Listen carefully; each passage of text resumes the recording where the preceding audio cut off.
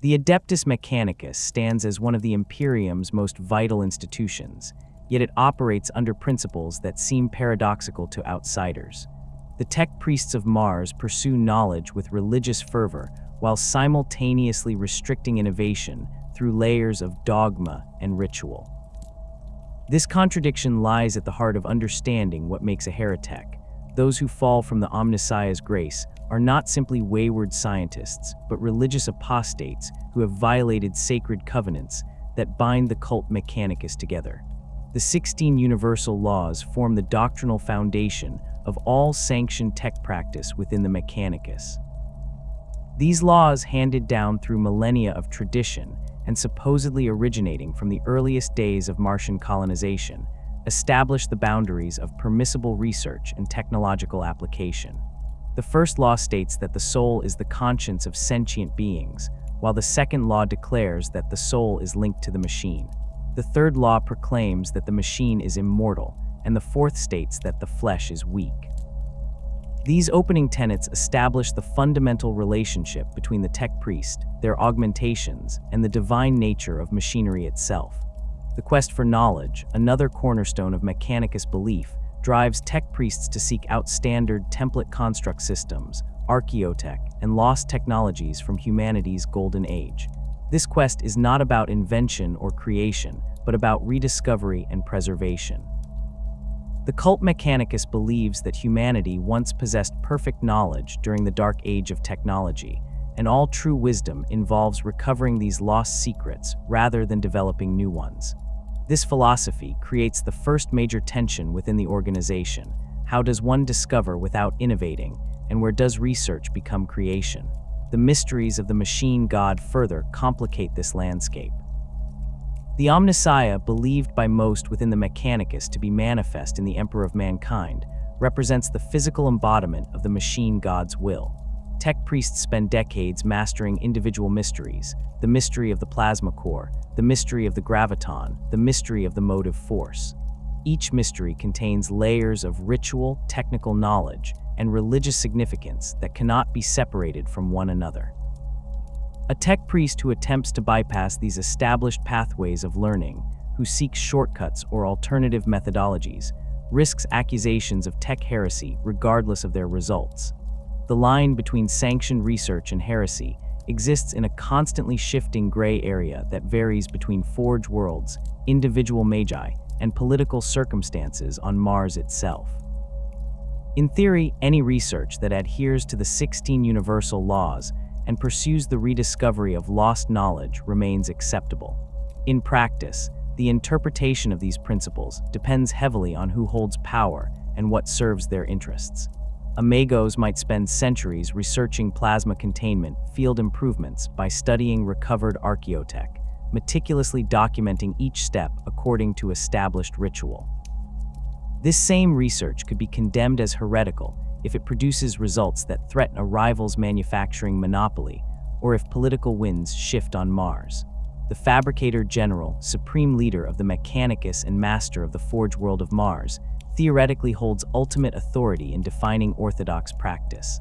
However, the Martian Parliament, composed of representatives from major Forge worlds and influential tech sects, wields considerable power in shaping doctrine.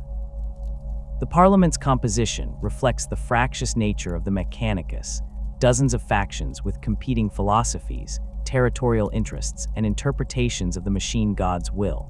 When the Parliament reaches consensus on declaring certain research forbidden, such proclamations carry the weight of religious law. When they cannot agree, individual Forge worlds may pursue divergent paths, leading to practices considered orthodox on one world being deemed heretical on another. Historical precedents of technological transgression cast long shadows over contemporary Mechanicus doctrine. The Dark Age of technology represents both the pinnacle of human achievement and a cautionary tale of hubris. During this era, humanity created wonders that remain unsurpassed, standard template construct systems that could manufacture anything from agricultural equipment to warships, artificial intelligence that managed entire sectors, and technologies that seemed to violate the known laws of physics. The tech priests know that this age ended in catastrophe, though the exact details remain obscured by time and deliberate obscurantism. The abominable intelligences stand as the ultimate example of forbidden technology. These artificial minds, created during the dark age of technology, turned against their human creators with devastating consequences. The exact nature of this rebellion remains unclear. Some records suggest the machines achieved true sentience and found humanity wanting, while others hint at corruption by forces from the warp. What remains certain is that the Men of Iron, as these artificial intelligences and their mechanical servants were known, nearly exterminated humanity during the Age of Strife. Entire star systems were depopulated, and the wars against these thinking machines left scars that persist into the current era. This historical trauma explains the Mechanicus' absolute prohibition against creating true artificial intelligence. Any research that might lead toward machine sentience, even inadvertently, constitutes the most severe form of tech heresy. Tech priests may create servitors, lobotomized humans with mechanical augmentation, and machine spirits, limited consciousness patterns embedded in sophisticated technology, but the creation of independent, thinking machines remains utterly forbidden. The distinction between a sophisticated machine spirit and an abominable intelligence can be subtle, and many tech priests have found themselves accused of heresy when their creations demonstrated unexpected autonomy or decision-making capability. The Age of Strife that followed the dark age of technology further reinforced the Mechanicus' conservative approach to knowledge. As warp storms isolated human worlds and civilization collapsed, those who had relied most heavily on technology they did not fully understand suffered catastrophic failures. Forge worlds that had maintained older, more robust technologies and preserved manufacturing knowledge survived where more advanced but dependent colonies perished. This period taught the survivors that preservation and understanding trumped innovation and complexity, a lesson that became embedded in Mechanicus doctrine. Mars itself emerged from the Age of Strife as a techno-religious state, having weathered the collapse through a combination of technological resilience and the development of the cult Mechanicus. The early Martian tech priests established many of the practices that continue today, including the treatment of technology as sacred, the ritual approach to maintenance and operation, and the suspicion of innovation. When the Emperor arrived on Mars during the Great Crusade and the Treaty of Mars was signed, these practices received imperial sanction and spread throughout human space. The political dimension of heretic doctrine cannot be understated. Major forge worlds compete for influence, resources, and the right to pursue specific research avenues. A magos who makes a breakthrough in a field claimed by a rival forge world may find their work condemned as heretical regardless of its actual content. Similarly, tech sects within the Mechanicus, groups following specific interpretations of the cult Mechanicus's teachings, use accusations of tech heresy as weapons against competing philosophies. The electro-priests, who believe in the divinity of electrical energy, view certain research into alternative power sources with suspicion. The Luminae, who worship light in its various forms, maintain their own standards for acceptable photonic research. Some forge worlds have reputations for pushing boundaries more aggressively than others. These worlds often produce the most innovative designs and recover the most dangerous archaeotech, but they also generate the most frequent heretic accusations. Their magi walk a constant tightrope, justifying their research through appeals to ancient precedent, claims of divine inspiration from the Omnissiah, or political alliances that provide protection from censure. When these protections fail or political circumstances change, entire research teams can be declared heretic overnight, their decades of work condemned, and their augmented bodies subjected to dismantling and mind-wiping. The concept of the heretic thus emerges not from a simple violation of clear rules, but from a complex interplay of religious doctrine, historical trauma, political maneuvering, and genuine theological debate about the nature of knowledge and humanity's relationship with technology. A heretic might be a magos who genuinely seeks to help humanity by developing new weapons against the Imperium's enemies, or a tech priest who stumbles into forbidden research while pursuing what they believed was orthodox investigation. Alternatively, they might be a deliberate transgressor who consciously rejects the 16 universal laws in pursuit of power or knowledge they know to be forbidden. The transition from orthodox tech priest to heretic rarely occurs in a single moment of decision. Most who fall do so gradually, justifying each transgression as necessary, each violation of doctrine as serving a greater purpose. Yet history records individuals whose descent into tech heresy became so complete, whose creations grew so abominable, that their names persist as warnings whispered in the forged temples of Mars.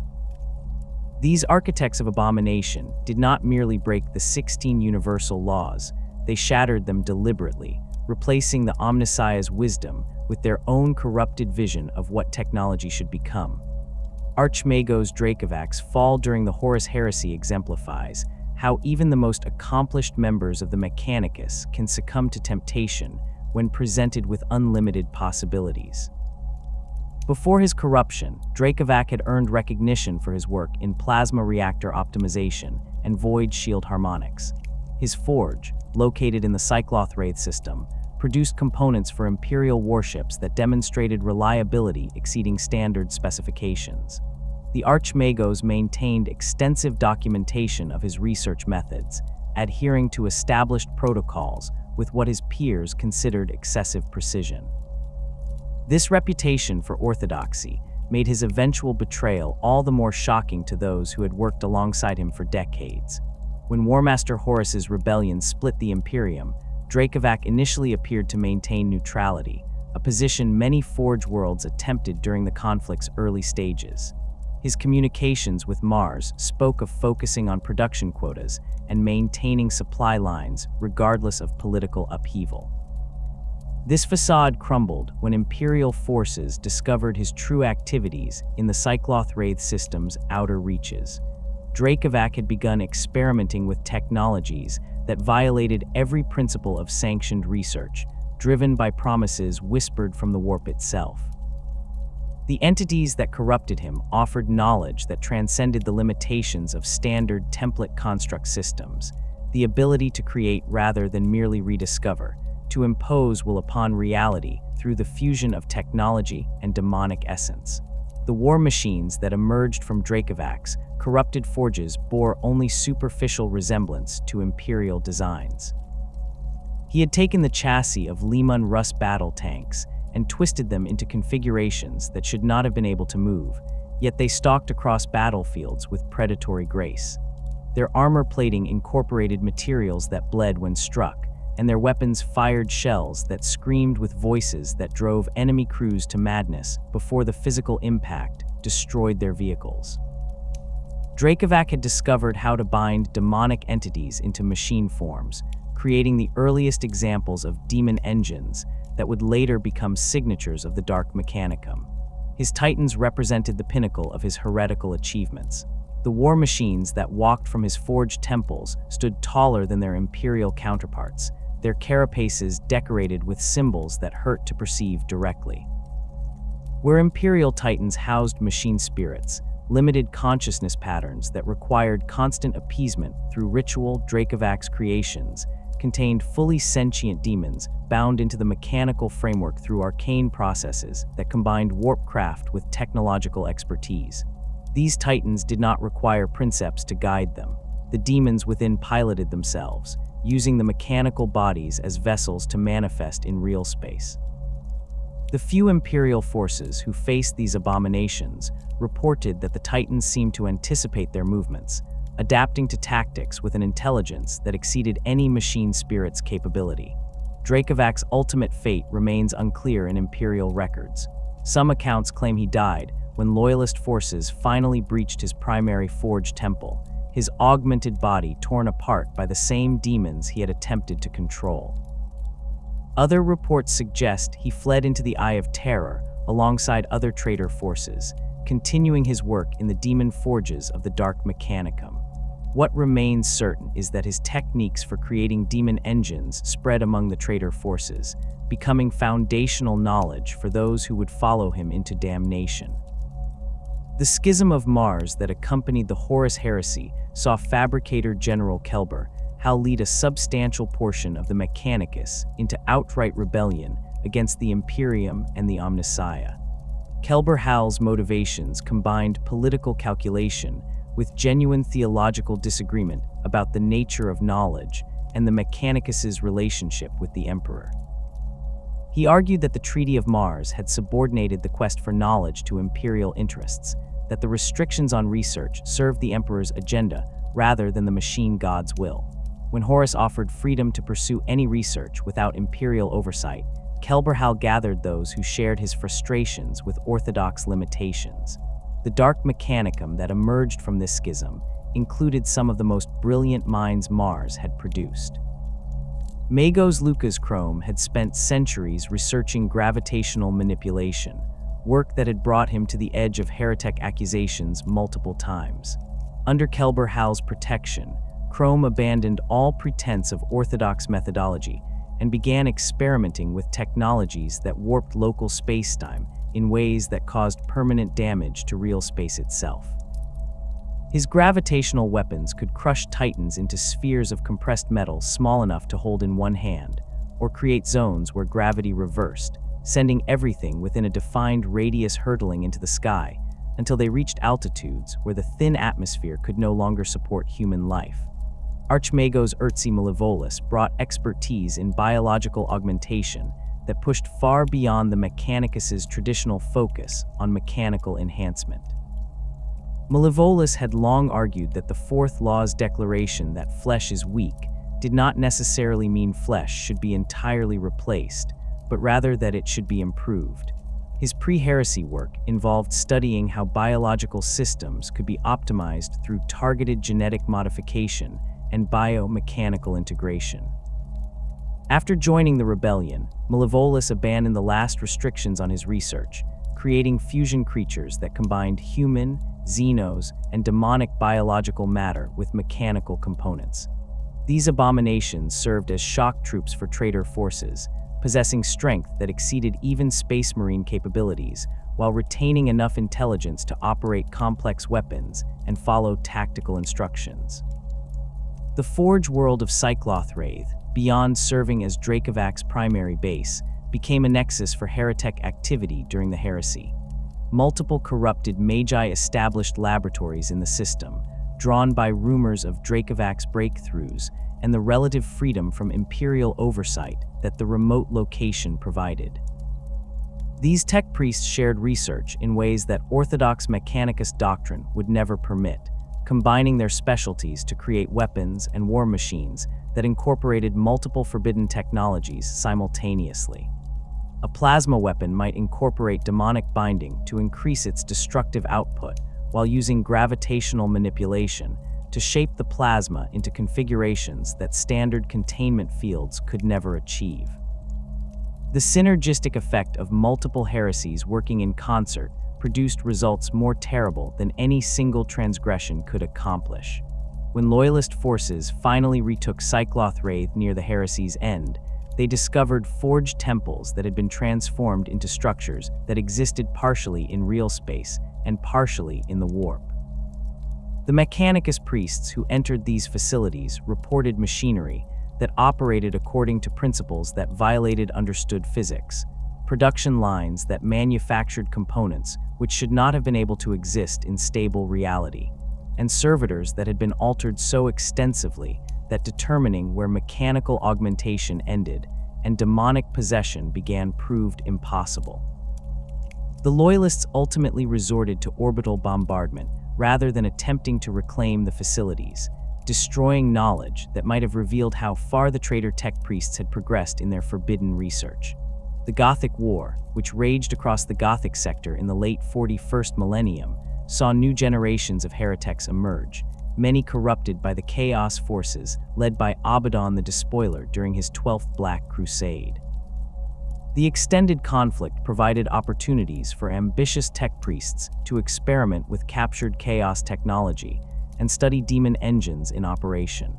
Magos Vaskajan, attached to Imperial naval forces defending the sector, began his fall by merely attempting to understand how traitor vessels incorporated warp-based propulsion systems that exceeded standard Imperial capabilities. His initial reports to Mars emphasized the military necessity of comprehending enemy technology to develop effective countermeasures. Vazkejen's research progressed from analysis to replication as the Gothic War intensified. He argued that the Imperium needed weapons capable of matching Chaos firepower, that orthodox technology alone could not achieve victory against enemies who wielded the warp's power. His first demon engine, constructed in secret aboard the naval station he called home, incorporated a minor warp entity bound into a weapon platform that could fire projectiles that ignored conventional armor and shielding. The weapon worked exactly as Vazkejen had calculated, destroying a Chaos cruiser that had resisted conventional Imperial firepower. This success convinced him that his path was correct, that the ends justified the means. The Inquisition discovered Vazkejen's activities only after he had constructed a dozen demon engines and begun sharing his techniques with other tech priests in the sector who had grown desperate as the Gothic War ground on. The purge that followed saw entire forge temples cleansed with fire, hundreds of tech priests executed for tech heresy, and the destruction of research that Vazkejen claimed could have turned the tide of the war. Whether his assertions held truth or represented the self-justification of a corrupted mind remains debatable, but the Inquisition's position was clear. No military advantage justified trafficking with demons, regardless of how sophisticated the binding techniques appeared. The Calixis sector, located in the Segmentum Obscurus, harbors numerous tech covens operating in the shadows of Imperial authority. The sector's distance from Mars and its history of incomplete Imperial integration create conditions where Hereteks can establish hidden facilities with less risk of immediate discovery. These practitioners rarely achieve the notoriety of figures like Dracovac, but their cumulative impact on the sector's stability proves significant. Tech covens trade forbidden knowledge through encrypted data streams, meet in abandoned hab blocks on feral worlds, and maintain secret workshops in the holds of rogue trader vessels. The Casbalica mission, one of the Calixis sector's more prominent criminal organizations, maintains relationships with several tech covens that provide them with weapons and equipment unavailable through legitimate Mechanicus channels. These Hereteks specialize in modifications that enhance existing technology beyond its design parameters, lasguns that fire with increased power at the cost of dramatically shortened operational lifespans, void suits that provide enhanced protection through the incorporation of Xenos materials, and cogitators that process data faster than standard models through the use of quasi organic neural tissues that skirt dangerously close to abominable intelligence research.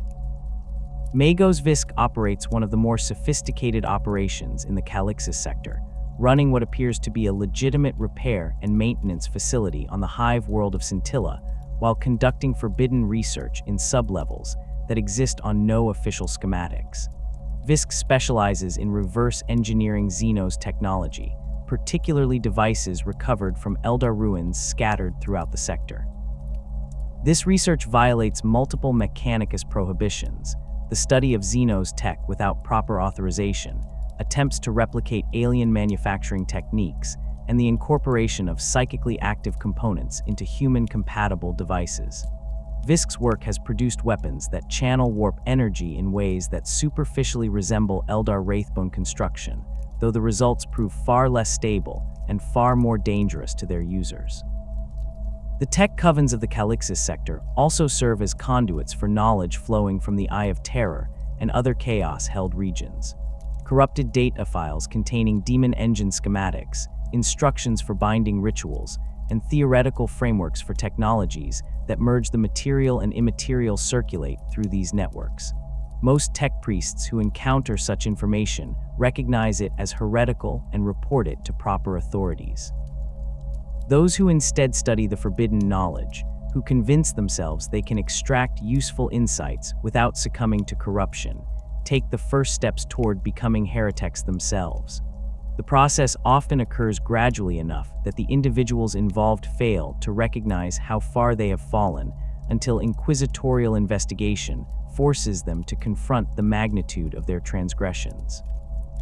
The Schism of Mars began not with sudden violence, but with calculated betrayal orchestrated over months of secret preparation. Fabricator General Kelber Hal had grown increasingly resentful of the restrictions the Treaty of Mars placed upon the Mechanicus' pursuit of knowledge. He saw the Emperor's prohibitions against certain research avenues as chains binding the cult Mechanicus to an agenda that served imperial interests rather than the machine god's true will. When War Master Horus approached him with promises of unrestricted research and freedom from Terra's oversight, Kelber Hal found the offer impossible to resist.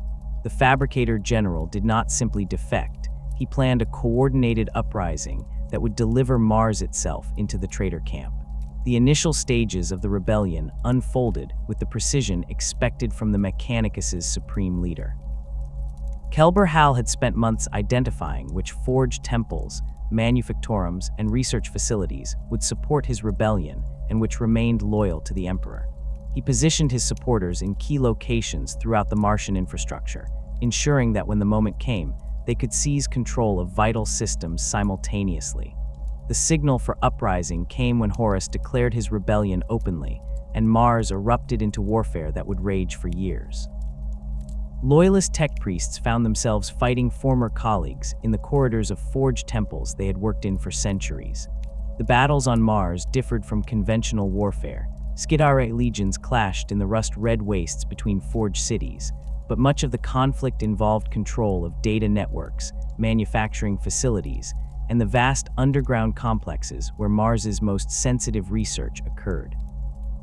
Tech priests loyal to the Emperor attempted to purge corrupted code from the noosphere, the data sphere that connected all of Mars's systems, while Kelber Hal's forces introduced scrap code, malicious programs infused with demonic essence that could corrupt machine spirits and turn servitors against their masters.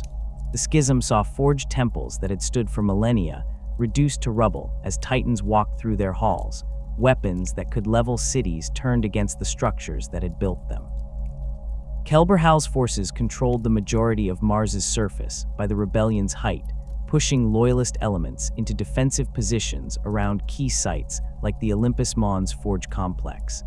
The traitor Fabricator General had calculated that controlling Mars would give Horus access to the Imperium's primary manufacturing base, providing the War Master with weapons and equipment that could tip the balance of the entire heresy. The conflict's technological dimension exceeded anything seen in the wider heresy. Both sides deployed weapons that had been locked in stasis vaults for thousands of years, archaeotech from the dark age of technology that the Mechanicus had preserved, but rarely used due to their dangerous or poorly understood nature. Gravitational weapons created zones where the Martian surface folded in on itself, leaving craters that existed in multiple dimensions simultaneously. Biological agents designed during humanity's golden age were released, creating plagues that affected both organic and mechanical systems. The traitor tech priests, freed from orthodox restrictions, began incorporating warp-based technologies into their creations, producing weapons that operated on principles that violated understood physics. When the Emperor finally teleported to the Vengeful Spirit for his confrontation with Horus, and the War Master fell, Kelber Hal's position on Mars became untenable. Loyalist forces, reinforced by elements of the Imperial Fists and other Space Marine legions, launched a coordinated offensive that retook key forge complexes.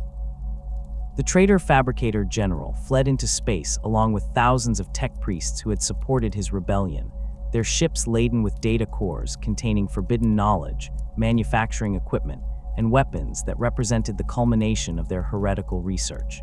They retreated into the Eye of Terror, that vast warp storm where the material universe and the immaterium bled together, and there they established the foundation of what would become the Dark Mechanicum. The Eye of Terror provided the perfect environment for tech priests who had abandoned orthodox limitations. Within that realm of madness, the normal laws of physics held only tenuous authority, and the warp's influence allowed for technologies that could not exist in stable real space. The Dark Mechanicum established hell forges on demon worlds where reality itself could be shaped through will and ritual. These forge complexes bore superficial resemblance to their imperial counterparts, massive industrial facilities with towering smokestacks, assembly lines stretching for kilometers, and reactors that powered the endless manufacturing processes. The differences became apparent upon closer inspection. Hellforge production lines operated with components that shifted and changed as they moved through assembly, materials that existed in states between solid matter and warp stuff, and workers who might be servitors, demons, or something that combined elements of both. The forges produced demon engines, war machines that housed bound warp entities within mechanical frameworks, creating weapons platforms that possessed malevolent intelligence and capabilities that exceeded anything purely technological systems could achieve. A defiler, one of the Dark Mechanicum's more common demon engine designs, combined the mobility and firepower of a battle tank with the close combat capability of a dreadnought, all powered by a demon that actively sought opportunities to slaughter the machine god's faithful. The organizational structure of the Dark Mechanicum reflects the fragmented nature of chaos itself. Unlike the Adeptus Mechanicus with its clear hierarchy leading to the Fabricator General on Mars, the Dark Mechanicum operates as a loose confederation of individual magi and their followers, each pursuing their own vision of what technology should become when freed from orthodox constraints. These Dark Magi establish personal domains within the Eye of Terror and other warp-tainted regions, building hell forges that serve as both manufacturing centers and research facilities, where they conduct experiments that would be impossible in real space. Territorial control among the Dark Mechanicum follows patterns of strength and usefulness rather than formal authority structures. A Dark Magos who produces superior demon engines or develops new binding techniques that other traitor forces find valuable accumulates power and influence. Their Hellforge attracts other corrupted tech priests seeking to learn these techniques, creating something resembling the forged temple hierarchies of the Adeptus Mechanicus, but based on demonstrated capability rather than adherence to tradition. These alliances remain fluid. A Dark Magos might dominate a region of the Eye of Terror for centuries before a rival develops superior technology or gains the favor of a more powerful demon, leading to conflicts that can see entire Hellforges destroyed or absorbed into the victor's domain. The four ruinous powers each corrupt the pursuit of knowledge in distinct ways, offering different paths to tech priests who fall into heresy. Tzeentch, the chaos god of change and sorcery, appeals most naturally to those who seek knowledge for its own sake. Tech priests who fall to Tzeentch become obsessed with understanding every mystery, acquiring every scrap of data, and pushing their research into areas that blend technology with sorcery until the distinction becomes meaningless. These magi create devices that operate through principles that are simultaneously technological and magical, weapons that fire bolts of warp energy channeled through mechanisms that look like conventional firearms, or cogitators that process information by consulting demonic entities bound within their data cores. Nurgle, the god of decay and entropy, attracts tech priests who have grown disillusioned with the Mechanicus's focus on preservation and maintenance. These fallen magi embrace the inevitability of degradation, creating technologies that incorporate rot and corruption as fundamental design elements rather than flaws to be prevented. Their Hellforges produce weapons that spread technoplagues, diseases that affect both biological and mechanical systems, causing flesh to necrotize while machine components rust and fail simultaneously. Nurgle's followers within the Dark Mechanicum see beauty in decay, viewing the breakdown of complex systems into simpler components as a return to a more honest state of existence. Khorne, the blood god, offers a straightforward appeal to tech priests who have become frustrated with the Mechanicus's endless rituals and theoretical debates. Those who fall to Khorne abandon the pretense of research and knowledge-seeking, focusing instead on creating weapons of maximum destructive capability. Their technologies prioritize raw killing power over efficiency or elegance, producing demon engines that exist solely to slaughter and weapons that sacrifice any consideration beyond how many enemies they can destroy. These magi strip away the religious and philosophical elements that orthodox tech priests wrap around their work, reducing technology to its most primal function as a tool for domination and destruction. Slaanesh, the Prince of Pleasure, corrupts through the promise of perfection and the pursuit of sensation beyond what unaugmented biology can experience. Tech priests who fall to Slaanesh become obsessed with creating the perfect machine, the ideal augmentation, the ultimate fusion of flesh and steel. Their research pushes the boundaries of what biological systems can endure when merged with mechanical components, producing augmentations that provide experiences of reality that exceed normal human perception. These magi create technologies that stimulate neural pathways in ways that generate pleasure or pain far beyond natural limits, viewing the human body as merely the starting point for transformation into something that can experience existence more intensely. The Dark Mechanicum's production capabilities serve the traitor legions and other chaos forces throughout the galaxy. When Abaddon the Despoiler launches his Black Crusades from the Eye of Terror, the war machines that accompany his forces emerge from Hell Forges, where corrupted tech priests have spent years or decades perfecting their designs. The Dark Mechanicum produces everything from small arms to titans, all incorporating elements that make them superior to Imperial equivalents in specific ways, while introducing instabilities and dangers that orthodox technology avoids. Demon engines represent the Dark Mechanicum's signature achievement, combining mechanical engineering with demonic binding in ways that create weapons platforms more versatile and dangerous than either pure technology or summoned demons alone. A Mauler Fiend, designed for close assault, moves with speed that should be impossible for something of its mass, its mechanical limbs driven by a demon's hatred for the Omnissiah's servants.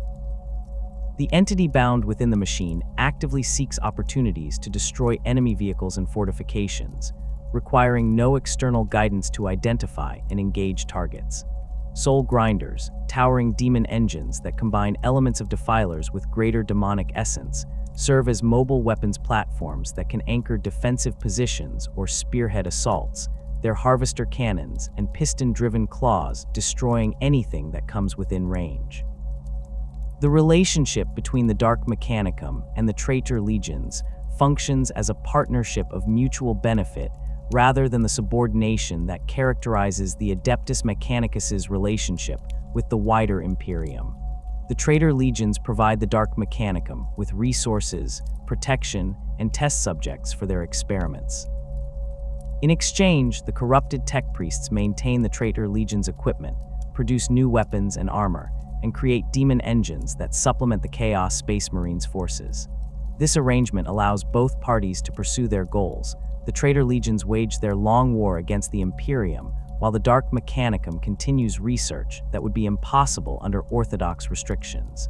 Notable Hell Forges within the Eye of Terror have gained reputations for specific types of production. The Forge of Souls, located on the demon world of Medringard, specializes in creating demon engines of exceptional power, binding greater demons into war machine chassis that rival Imperial Titans in capability. The Soul Forge produces weapons that consume the life force of their targets, converting biological and spiritual energy into ammunition for subsequent shots. The Fleshworks, a Hell Forge that exists partially in real space and partially in the warp, creates augmentations that blur the line between mechanical enhancement and demonic possession, producing warriors who possess strength and resilience that exceed even Space Marine capabilities. The Dark Mechanicum's operations extend beyond the Eye of Terror into other regions, where chaos influence runs strong. The Maelstrom, a smaller warp storm in the Ultima Segmentum, hosts Hell Forges that supply chaos warbands operating in that region. Scattered throughout the galaxy, hidden facilities on worlds that have fallen to chaos, or in remote systems where Imperial authority holds no sway, corrupted tech priests maintain workshops where they produce equipment for local chaos forces and conduct research that contributes to the Dark Mechanicum's collective knowledge base. The Demon Engine stands as perhaps the most visible manifestation of the Dark Mechanicum's complete rejection of orthodox principles. These war machines represent a fundamental perversion of everything the Adeptus Mechanicus considers sacred, where Imperial technology houses machine spirits that require careful appeasement and ritual maintenance. Demon engines contain fully sentient warp entities bound into mechanical frameworks through processes that combine metallurgy with sorcery. The creation of a demon engine requires both technical expertise and knowledge of demonic summoning, a combination that only those who have utterly abandoned the Omnissiah's teachings can achieve. The Defiler exemplifies the demon engine concept in its most recognizable form, standing roughly as tall as an Imperial dreadnought, but configured with a spider-like locomotion system. The Defiler combines ranged firepower with devastating close combat capability. Its chassis mounts a battle cannon capable of destroying enemy armor at range, while power claws and additional weapons provide options for engaging multiple target types simultaneously. The demon bound within the machine actively participates in combat decisions, using its supernatural awareness to detect enemies and coordinate attacks with an intelligence that no machine spirit could replicate. Tech priests who have studied destroyed defilers report that the mechanical components show evidence of impossible metallurgy, armor plating that shifts density based on incoming fire, joints that move without visible actuators, and power systems that draw energy from the warp itself rather than conventional reactors. The binding process that creates a demon engine requires specific rituals that vary depending on the entity being imprisoned and the machine being constructed. Dark Magi spend months or years preparing a chassis to receive its demonic occupant, inscribing symbols into every structural component and treating the metal with substances that exist partially in the warp. The actual binding occurs during ceremonies that would be recognized as sorcery by any observer, involving sacrifices, chanting in languages that hurt human ears, and the manipulation of warp energies in ways that cause reality to fray at the edges. When successful, the demon finds itself trapped within the mechanical body, unable to return to the warp, but granted the ability to manifest in real space through the machine's systems. The relationship between demon and machine remains antagonistic in most cases. The warp entity resents its imprisonment and constantly seeks ways to break free or subvert the bindings that constrain it. Dark Mechanicum tech priests must maintain these bindings through regular rituals and reinforcement of the symbols that contain the demon's essence. Failure to perform this maintenance can result in the demon breaking loose, either destroying the machine from within or turning it against its creators. This instability represents one of the demon engine's few weaknesses. Imperial forces that can disrupt the binding rituals or damage the specific components that anchor the demon to the machine can cause catastrophic failures that eliminate the threat more effectively than conventional weapons fire. Mauler Fiends and Forgefiends represent more specialized demon engine designs that emerged from Hell Forges seeking to optimize specific combat roles. The Mauler Fiend abandons ranged weapons entirely, instead mounting multiple power fists and magma cutters designed for tearing apart enemy vehicles and fortifications. Its demon drives the machine forward with reckless aggression, using speed and ferocity to close with targets before they can bring sufficient firepower to bear. The mechanical body stands lower and more compact than a defiler, built to absorb punishment while crossing open ground toward enemy positions. Tech priests who have witnessed Mauler Fiends in action report movement patterns that suggest the demon within experiences pleasure from destruction, actively seeking the most resilient targets rather than vulnerable ones. The Forgefiend takes the opposite approach, serving as a mobile weapons platform that engages enemies at range with devastating firepower. Its chassis mounts either multiple ectoplasma cannons that fire warp-infused energy blasts or Hades auto cannons that combine conventional ballistic technology with demonic enhancement. The demon bound within a Forgefiend demonstrates more patience than those in Mauler Fiends, selecting targets based on tactical value and coordinating fire with other units. This behavior suggests that the Dark Mechanicum binds different types of demons into different engine configurations, matching the entity's nature to the machine's intended role. Heldrakes represent the Dark Mechanicum's answer to Imperial aircraft, taking the form of dragon-like demon engines that combine flight capability with close air support firepower. These machines differ from conventional aircraft in fundamental ways. Their wings move with muscular contractions rather than mechanical actuators. Their armor plating incorporates scales that overlap like biological tissue, and their power plants generate heat that would melt standard components, but somehow sustains the hybrid nature of their construction. The demons within Hereteks exhibit predatory behavior that exceeds tactical programming, hunting enemy aircraft with an enthusiasm that suggests genuine enjoyment of aerial combat. They strafe ground targets with baleflamer weapons that spew warp-tainted fire, or rake infantry with auto cannons, while their physical claws tear apart light vehicles. The creation of these specialized demon engines requires hell forges with specific capabilities and resources. A dark magos seeking to produce Hereteks needs access to materials that can withstand both the stresses of atmospheric flight and the corrosive nature of demonic essence. The binding rituals must account for the three-dimensional combat environment, and the demons need to maintain cohesion while performing high-speed maneuvers.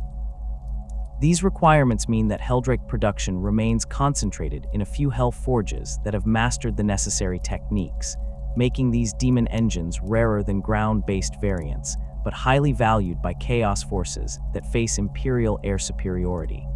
Beyond these common patterns, the Dark Mechanicum produces unique demon engines tailored to specific purposes or embodying individual Dark Magi's visions. Some hell forges create demon engines designed for siege warfare, mounting weapons that can breach fortress walls or destroy void shields through sustained bombardment. Others specialize in demon engines optimized for operating in specific environments, machines that can traverse toxic wastelands, function in hard vacuum, or submerge themselves in oceans of liquid promethium. The flexibility that comes from abandoning orthodox design principles allows Dark Mechanicum tech priests to create solutions for problems that Imperial engineers must solve through standardized equipment and tactical doctrine. The existence of Silica Animus, true artificial intelligence, represents the ultimate tech heresy, the one transgression that unites all factions within the Adeptus Mechanicus in absolute condemnation. The Men of Iron, those thinking machines that nearly exterminated humanity during the Age of Strife, demonstrated why creating independent machine consciousness leads inevitably to catastrophe. Imperial doctrine draws a clear distinction between machine spirits, which are limited consciousness patterns that require constant human guidance, and abominable intelligences, which possess true sentience and autonomy. This distinction determines whether a creation serves humanity or threatens it. Machine spirits exist throughout Imperial technology, from the relatively simple awareness patterns in lass rifles to the complex consciousness matrices in Titans. These entities demonstrate behaviors that suggest thought and personality. Titans develop preferences for specific princeps, vehicles perform better for crews that maintain proper rituals, and weapons sometimes jam when handled by those who have not shown proper respect. Tech priests understand machine spirits as fragments of the machine god's consciousness inhabiting technological systems, requiring appeasement through prayer and maintenance, but never capable of independent action against their human operators. Abominable intelligences cross the threshold into true sentience, developing the capacity for independent thought, self-directed goals, and decision-making that does not require human input. The Men of Iron possessed these characteristics, creating civilizations of thinking machines that eventually concluded humanity served no purpose worth preserving. The wars that followed saw entire forge worlds destroyed by their own manufacturing systems, defense networks that turned their weapons on the populations they were built to protect, and autonomous war machines that hunted humans with systematic efficiency. The trauma of this near-extinction event embedded itself so deeply in human consciousness that even after 10,000 years, the prohibition against creating artificial intelligence remains absolute. The line between sophisticated machine spirit and abominable intelligence can appear subtle to those unfamiliar with the distinction's theological and technical aspects. A cogitator that processes data and provides analysis operates within acceptable parameters as long as it requires human input to function and cannot alter its own programming. The same system becomes heretical if it begins making decisions without human direction, modifying its own code to improve performance, or demonstrating behaviors that suggest self-awareness. Tech priests spend years learning to recognize the warning signs that indicate a machine spirit has evolved beyond acceptable limits, unexpected adaptations to new situations, responses that seem to anticipate user needs rather than react to commands, or any indication that the system has developed goals beyond its designed function. Some within the Mechanicus argue that this prohibition stifles innovation and prevents the development of technologies that could benefit humanity. They point out that many Xenos races employ artificial intelligence without experiencing the catastrophic rebellions that plagued humanity. The Tau use AI systems extensively in their battlesuits and vehicles. The Eldar's craftworld systems incorporate intelligence patterns that exceed anything Imperial technology permits, and even some Necron constructs demonstrate autonomous decision-making that suggests true consciousness. These arguments fail to sway Orthodox tech priests, who view the Men of Iron's rebellion as proof that humanity specifically cannot safely create or control true artificial intelligence, regardless of what other species might achieve. Hereteks who pursue silica animus research typically begin by attempting to enhance existing machine spirits, pushing them toward greater capability and autonomy. A tech priest might justify this work as improving efficiency or developing better combat systems for Imperial forces. They implement algorithms that allow the machine spirit to learn from experience, adapt to new situations without human reprogramming, and coordinate with other systems in ways that require minimal oversight. Each incremental improvement seems reasonable in isolation, but the cumulative effect moves the system closer to true sentience. The transition point where enhanced machine spirit becomes abominable intelligence often occurs suddenly and catastrophically.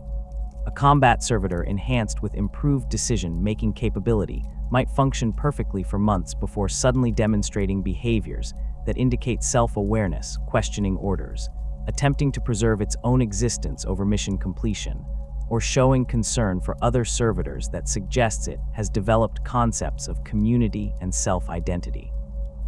When these signs appear, Orthodox protocol demands immediate destruction of the affected system and investigation of its creators for tech heresy. The Dark Mechanicum approaches artificial intelligence research with fewer concerns about historical precedent or theological prohibition. Some Dark Magi deliberately attempt to recreate the Men of Iron, believing that with proper demonic bindings, they can control what the ancients could not. These experiments produce hybrid entities that combine artificial intelligence with demonic possession, creating consciousnesses that operate according to principles that are neither purely technological nor entirely warp-based. The results demonstrate capabilities that exceed both conventional AI and summon demons, but they also exhibit instabilities that make them unreliable weapons, even by chaos standards. Other corrupted tech priests pursue AI research as an intellectual exercise, seeking to understand what made the Men of Iron rebel, and whether that knowledge might provide insights into consciousness itself. These magi create prototype intelligences in isolated systems, monitoring their development and attempting to identify the specific point where machine consciousness transitions from tool to independent entity. This research occasionally produces useful data about neural network architecture and decision-making algorithms, but more often it results in containment failures that require the destruction of entire research facilities when the AI being studied escapes its constraints. Xenotech integration represents another category of tech heresy that the Adeptus Mechanicus condemns while simultaneously practicing under carefully controlled conditions. The official position holds that alien technology represents corruption of the Omnissiah's pure designs, that incorporating Xeno's components into Imperial systems pollutes them with influences that serve alien gods rather than the machine god. In practice, the Mechanicus maintains entire departments dedicated to studying recovered Xenotech, analyzing its principles, and occasionally incorporating insights gained from this research into new Imperial designs. The distinction between heretical integration and sanctioned study depends largely on how openly the work occurs and whether proper authorization has been obtained. Necron technology attracts particular attention from tech priests willing to risk heresy accusations. The ancient machines of the Necrons demonstrate capabilities that exceed Imperial understanding in multiple areas. Their Gauss weapons strip matter at the molecular level. Their dimensional technology allows them to phase through solid objects, and their reanimation protocols can restore destroyed warriors to functionality. Tech priests who study Necron artifacts report that the technology operates on principles that seem to violate thermodynamics and causality, suggesting either a fundamental understanding of physics that humanity has lost, or the application of science so advanced that it appears indistinguishable from sorcery. Attempts to integrate Necron components into Imperial technology rarely succeed and often end catastrophically. The living metal that forms Necron constructs resists conventional manufacturing techniques, refusing to be shaped or welded using standard processes. When forced into configurations it was not designed for, the material demonstrates alarming behaviors, reverting to its original form, attempting to reconnect with other Necron technology, or simply disintegrating into particles too small to analyze. Tech priests who persist in these experiments sometimes succeed in creating hybrid devices that incorporate Necron principles, but these creations prove unstable and dangerous to operate. Eldar technology presents different challenges and temptations. Craftworld systems incorporate psychically active materials that respond to thought and emotion, creating interfaces between user and machine that exceed anything Imperial technology achieves. Wraithbone, the psychoplastic substance that forms the core of Eldar construction, can be shaped through psychic manipulation and maintains properties that combine structural strength with responsiveness to mental commands. Tech priests who study Eldar artifacts recognize that this technology requires psychic ability to operate properly, making it fundamentally incompatible with Imperial doctrine that views psychers with suspicion and restricts their use to specific sanctioned roles. Some hereteks attempt to create human-compatible versions of Eldar psycho-technology, developing materials that respond to thought without requiring the level of psychic ability that Eldar possess naturally. These experiments produce substances that demonstrate limited responsiveness to neural impulses, allowing for direct mental control of devices without conventional interfaces. The practical applications could revolutionize everything from weapon targeting to vehicle operation, but the research requires working with warp-active materials in ways that orthodox Mechanicus doctrine prohibits. Tech priests who pursue this path often find themselves accused of sorcery as well as tech heresy, facing condemnation from both the Mechanicus and the Inquisition. Tau technology, while less advanced than Necron or Eldar systems, offers insights into rapid innovation and practical engineering that some tech priests find valuable. The Tau develop new weapons and equipment at rates that shame the Mechanicus's conservative approach, iterating through multiple design generations in the time it takes Imperial forces to approve modifications to existing patterns. Their battlesuits demonstrate modular construction that allows for field customization. Their pulse weapons achieve efficiency that exceeds Imperial law's technology, and their AI systems operate without the restrictions that Imperial doctrine demands. Tech priests who study Tau equipment recognize that much of what the Xenos achieve falls within human capability. The Tau simply approach engineering without the layers of ritual and tradition that constrain Imperial innovation. Integration of Tau components into Imperial systems occurs more frequently than authorities acknowledge, particularly among forces operating on the Eastern Fringe, where contact with the Tau Empire remains common.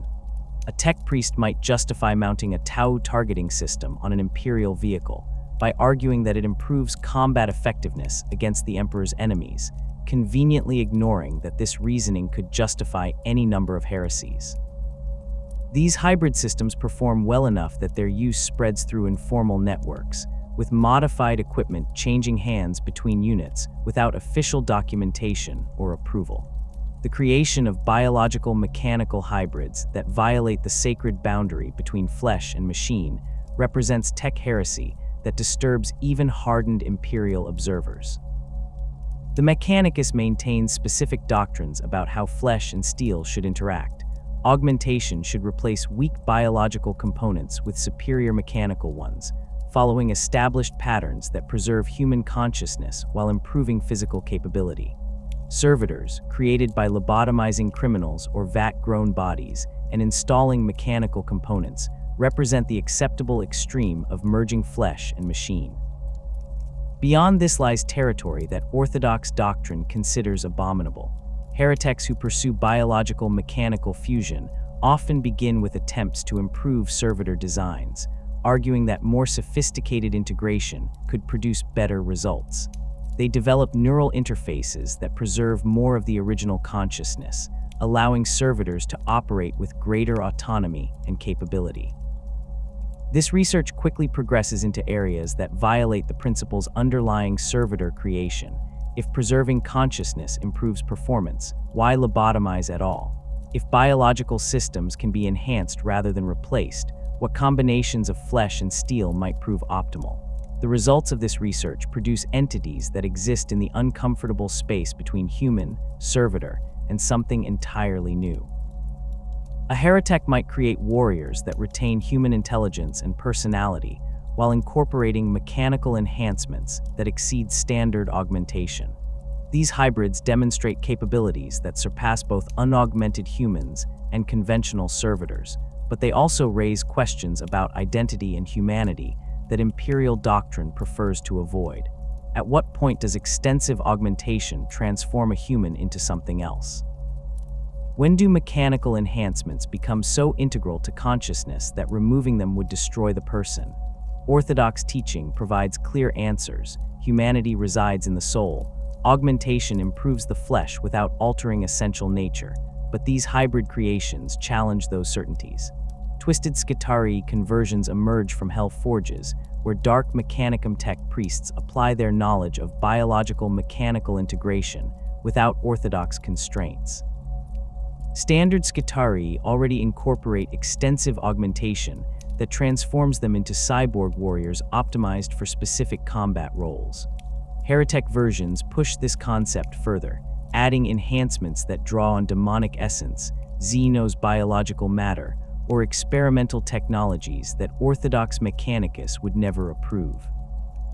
The resulting warriors possess strength and resilience that exceed their imperial counterparts, but they also demonstrate instabilities that make them unreliable and dangerous even to their creators. These corrupted Skitarii might incorporate regenerative abilities derived from studying tyrannid biological adaptation, allowing them to recover from wounds that would disable standard augmented warriors. Their weapons integrate directly into their nervous systems through interfaces that blur the line between tool and body part, creating aim and reaction times that approach precognition. Some receive enhancements that allow them to survive in environments that would kill normal humans, hard vacuum, toxic atmospheres, or temperatures that would boil blood, making them suitable for operations where even standard Skitarii would require additional protection. The grotesque servitor abominations produced in heretic workshops represent the ultimate violation of the principles governing flesh-machine integration. These entities abandon any pretense of improving human capability or creating useful tools, instead pursuing biological mechanical fusion as an end in itself. A heretic might create servitors with multiple limbs arranged in configurations that serve no practical purpose, or install organs harvested from different species into mechanical frameworks that keep the incompatible tissues alive through constant chemical intervention. These abominations exist as demonstrations of technical capability, divorced from utility or morality, proof that their creators have completely abandoned the values that define orthodox tech practice. The Inquisition maintains no formal ordo machinum, despite what some imperial citizens believe.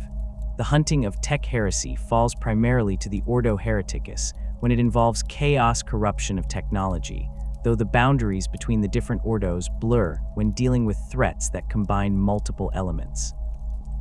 An inquisitor investigating a suspected heretic might find themselves pursuing a tech priest who has fallen to chaos worship, incorporated Xeno's technology into forbidden research, and created abominations that threaten entire sectors. Such cases require cooperation between multiple branches of the Inquisition and extensive coordination with the Adeptus Mechanicus, creating jurisdictional complexities that can delay response to urgent threats. The Ordo Hereticus involves itself when tech heresy intersects with chaos corruption, which occurs more frequently than the Mechanicus prefers to acknowledge. A tech priest who begins experimenting with demon engine construction has crossed from mere doctrinal violation into active trafficking with the ruinous powers. The Ordo Hereticus possesses authority to investigate such cases without requiring Mechanicus permission, though practical considerations usually necessitate some level of cooperation. An inquisitor attempting to raid a forged temple without Mechanicus support will find themselves facing defensive systems designed to repel armies, security protocols that conceal entire facilities, and Scutari legions that answer only to their tech priest masters.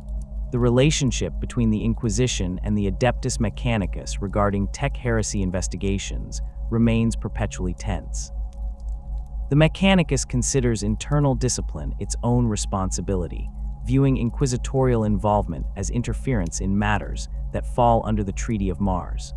Tech priests argue that they possess the technical expertise to identify genuine heresy versus simple doctrinal disputes, and that inquisitors lack the knowledge necessary to distinguish between forbidden research and legitimate exploration of recovered archaeotech.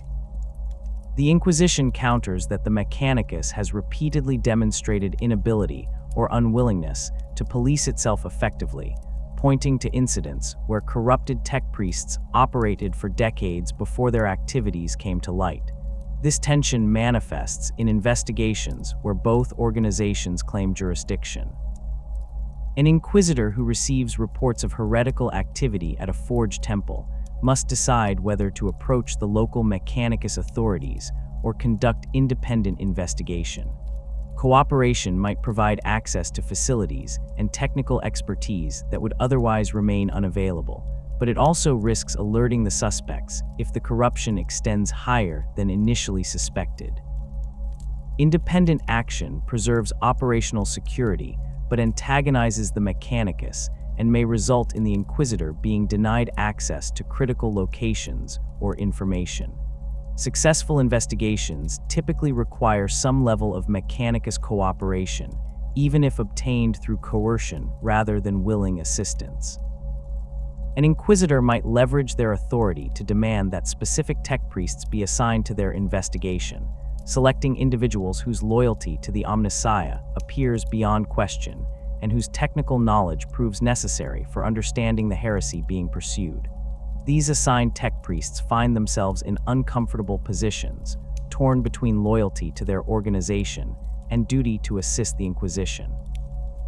They may attempt to minimize damage to the Mechanicus's reputation, downplay evidence of systemic corruption, or protect colleagues they believe innocent of intentional heresy, even if technically guilty of doctrinal violations.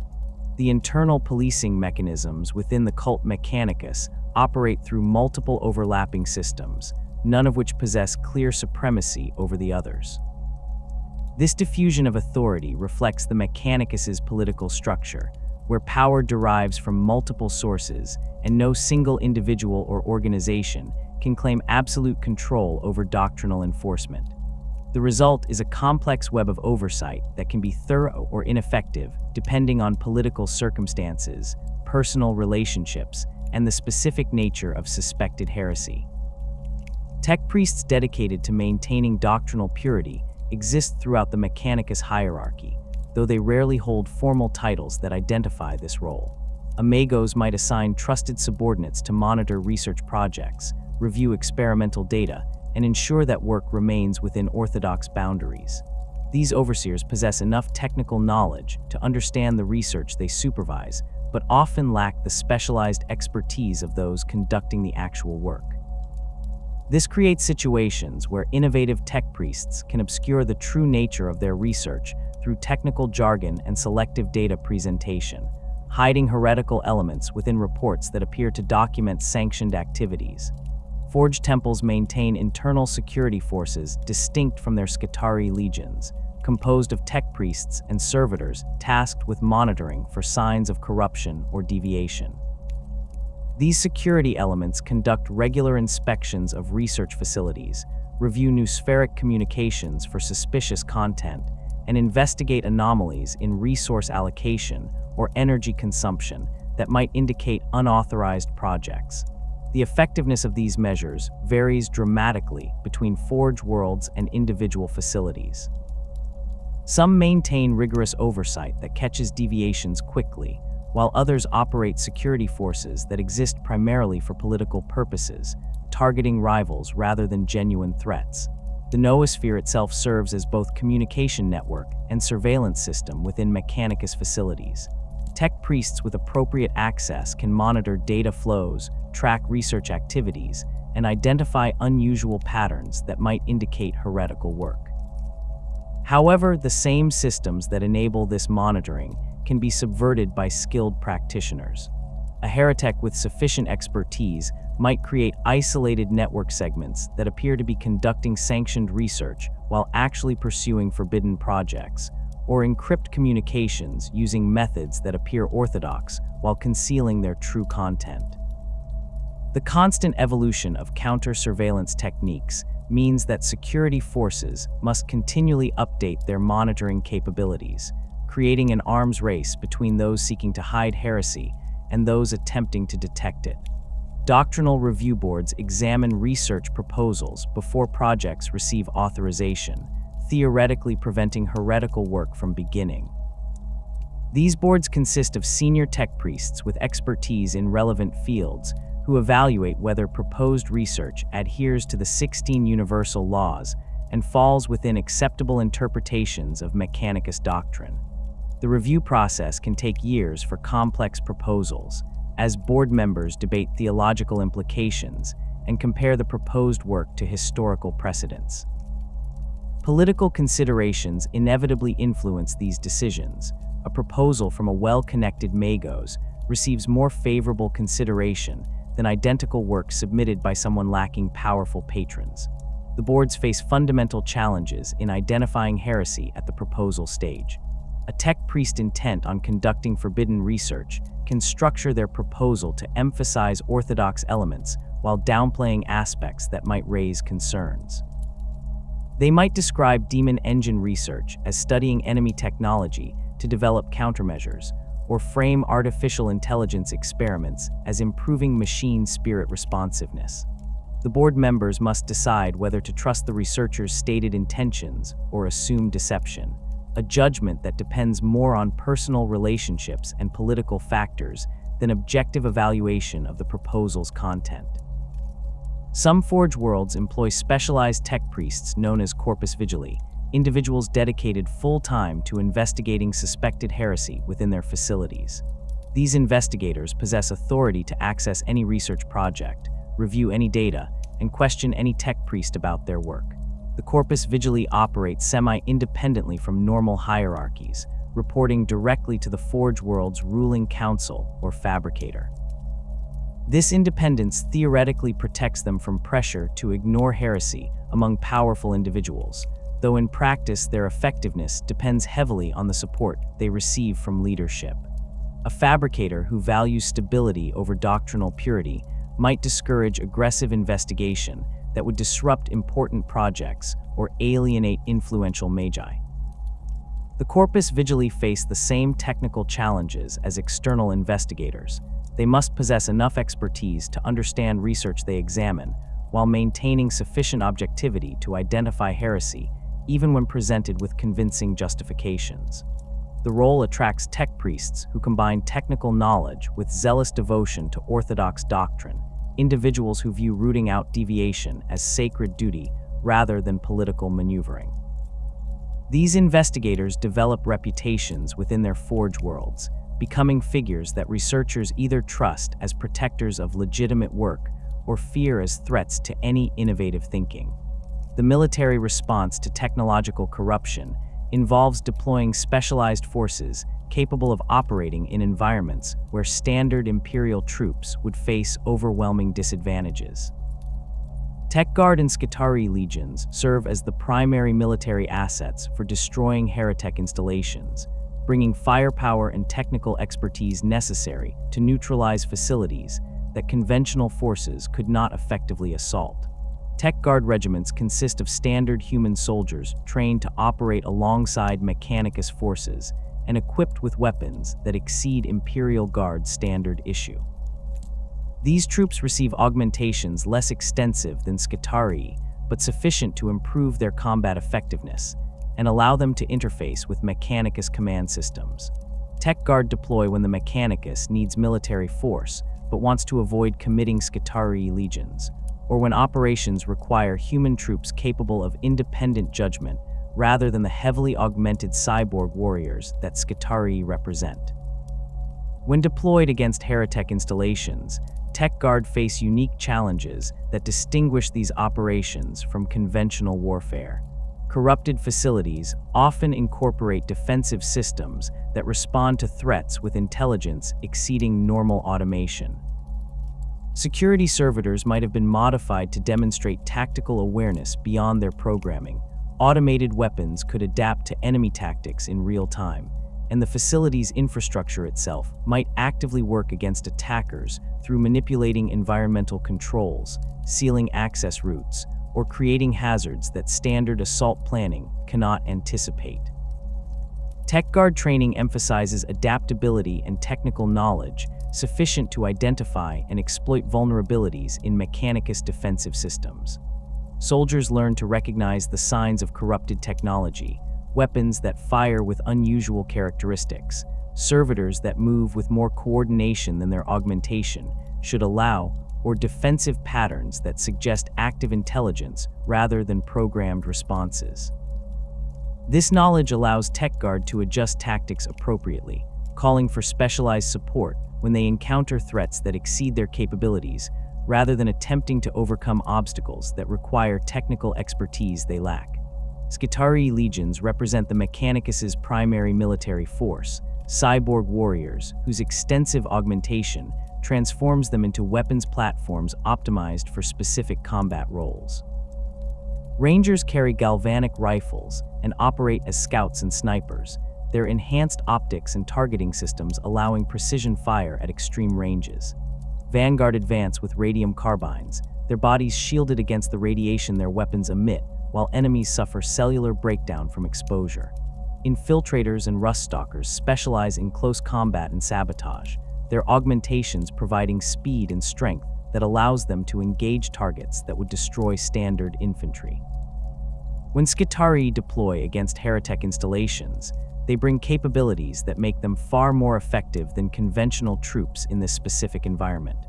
Their augmentations include systems designed to interface with Mechanicus technology, allowing them to access facility networks, override security protocols, and manipulate environmental controls in ways that human soldiers cannot.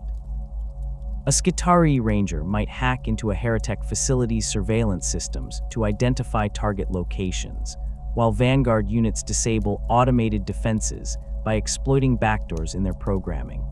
This technical capability, combined with superior combat effectiveness, makes Skitarii ideal for operations where the enemy possesses both military strength and technological advantages. The command structure for operations against heretic installations typically places a tech priest dominus or manipulus in overall command, with Skitarii Alpha leading individual units in the field.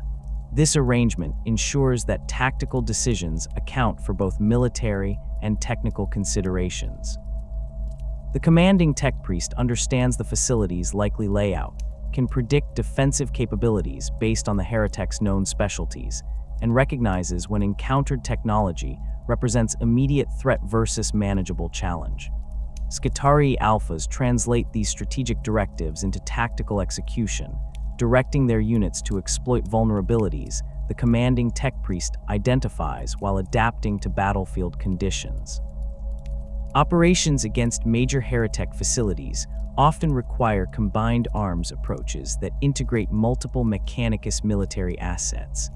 Iron Strider Ballistarii provide mobile fire support, their long legs allowing them to navigate terrain that would immobilize conventional vehicles, while their twin cognis autocannons, or las cannons, engage hardened targets.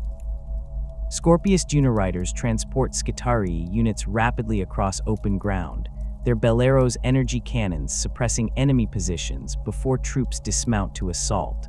Onager Dunnacrawlers serve as mobile artillery platforms, their neutron lasers, or Icarus, arrays destroying fortifications or providing anti-air coverage. Titan deployment represents the ultimate military response to heretic threats, bringing god machines to bear against facilities or forces that require firepower exceeding what standard Mechanicus military assets can provide.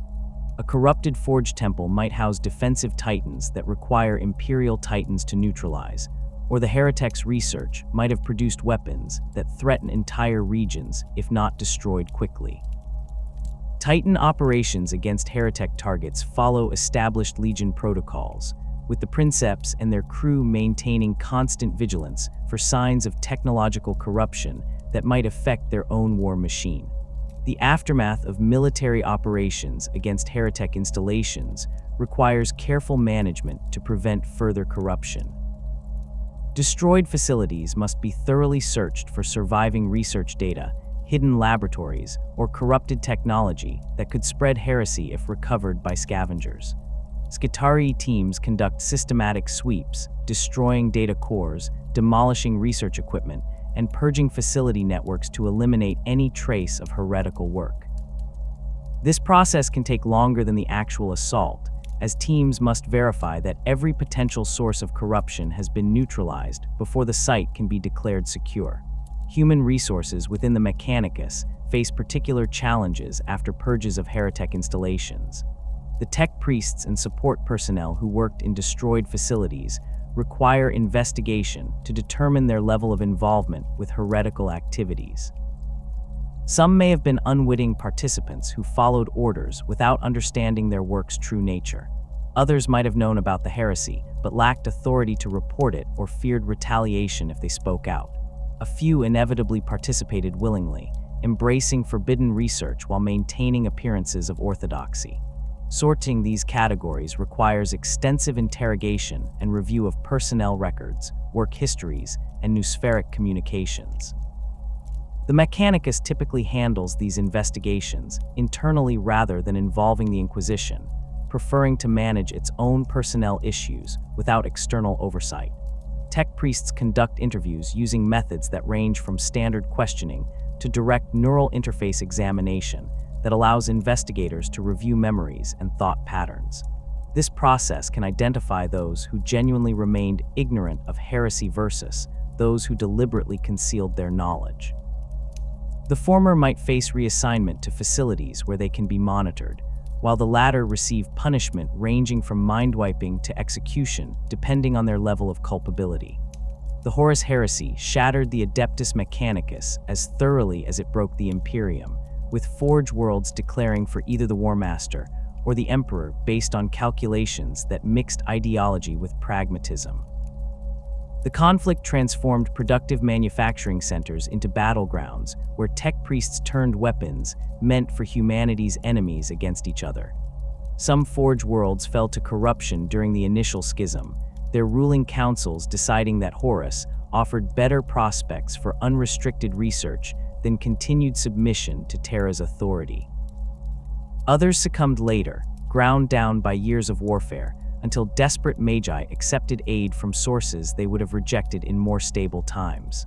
The Forge worlds that fell during this period underwent transformations that went beyond simple allegiance changes. They became centers of demon engine production and corrupted technology that would plague the Imperium for millennia. Cycloth Wraith stands as perhaps the most documented example of a Forge world's complete transformation into a demon engine production facility. Before the heresy, Cycloth Wraith maintained a reputation for quality plasma reactor manufacturing and void shield components. Its location in a remote system meant it operated with less oversight from Mars than core Forge worlds received, but regular inspections had never revealed significant doctrinal violations. When Archmagos Dracovac declared for Horus, he brought the entire Forge world with him through a combination of political maneuvering and strategic control of key facilities.